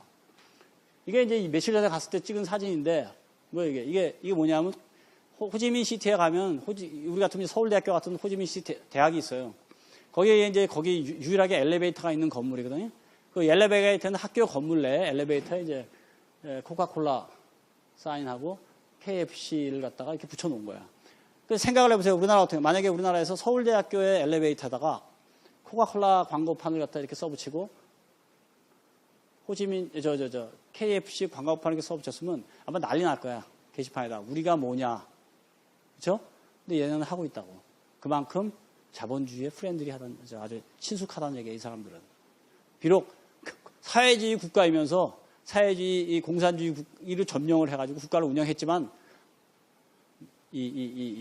뼛속까지도 이 사람들은 자본주의 국가에 살고 있는 사람들이었다. 제도가 아무리 그런다 할지라도. 네. 이 얘기는 넘어갑시다. 미얀마 바간에 보면 저 불탑 보세요. 여기 마차 타고 다녀요, 아직도. 21세기에. 거기 관광 상품 중에 하나가 이제 마차가 아니라 관광으로도 하지만 실제로 마차를 타고 다녀요. 지금 21세기에 미얀마에. 그럼 이 탑을 만들었을 때가 천몇 년 전 사람들이고 이런 탑을 만들어서 이 마차를 타고 다니면서 지금은 뭐 전기 자동차로 많이 바뀌었다고 얘기를 하는데 불과 여기 2013년이니까 한 5년 전에도 이렇게 타고 다녔다고. 하지만 이 사람 마음속에는 내가 세계에서 제일 잘 사는 나라 사람들이다 라고 생각을 하고 있어요.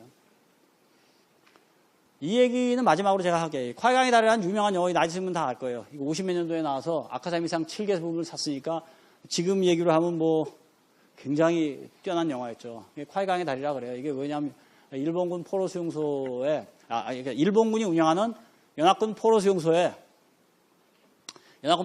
이제 미국군하고 영국군이 하고 이제 잡혀 있는데 그 중에 이제 그 영국군 특공대가 가가지고 뭘 하냐면 태국과 버마를 연결하는 산을 넘어가는 그 다리를 이제 나무로 이제 지어요. 철도를 연결해서 해야 되니까 그 다리를 짓는 과정에 대한 얘기고 그걸 이제 폭파하는 연합군 특수부대 얘기 뭐 저쪽에 얘기 나오는데 지금 가면 이제 이게 콰이강이에요. 이게 이렇게 돼 있고 그래서 이제 여기 이제 관광 기차가 다니고 이제 저도 여기서 사진 찍고 왔다 갔다 하는 거 하루에 몇 번씩 관광 기차가 다니고 해요. 근데 이제 여기서 이제 연합군 포로 수용소에 이제 남들이 얘기가 아니고 이제 연합군 포로 수용소가 이제 운영이 됐다가 이제 해방이 됐잖아요. 일본군이 졌으니까. 그래가지고 이제 전범 재판을 발생을 하는데 이제 거기서 많은 피해를 봤던 게 이제 한국인 포로 감시원이 돼요. 그러니까 일본 사람들이 포로 수용소를 운영을 하는데 자기들 군인이 다 하기 벅차니까 한국인 민간인을 소집해가지고 데리고 가요. 그래서 허드렛 일을 한국인을 시켜. 그러니까 이제 포로 수용소에 장교들을 하고 이제 그 하사관들은 일본군이 하고 허드렛인으로서 연합군 포로를 갖다 강제로 일을 시키는데 하거나 막 때리거나 하는 일을 한국인을 많이 시켜요. 그래서 이제 해방이 된 다음에 이제 전범 재판이 발생하면서 누가 가혹 행위를 했냐라고 할 때 많은 한국인이 지목을 당해요. 왜냐하면 일본군 장교가 연합군을 갖다가 쟤 때려 하는 장면을 본 적은 없거든.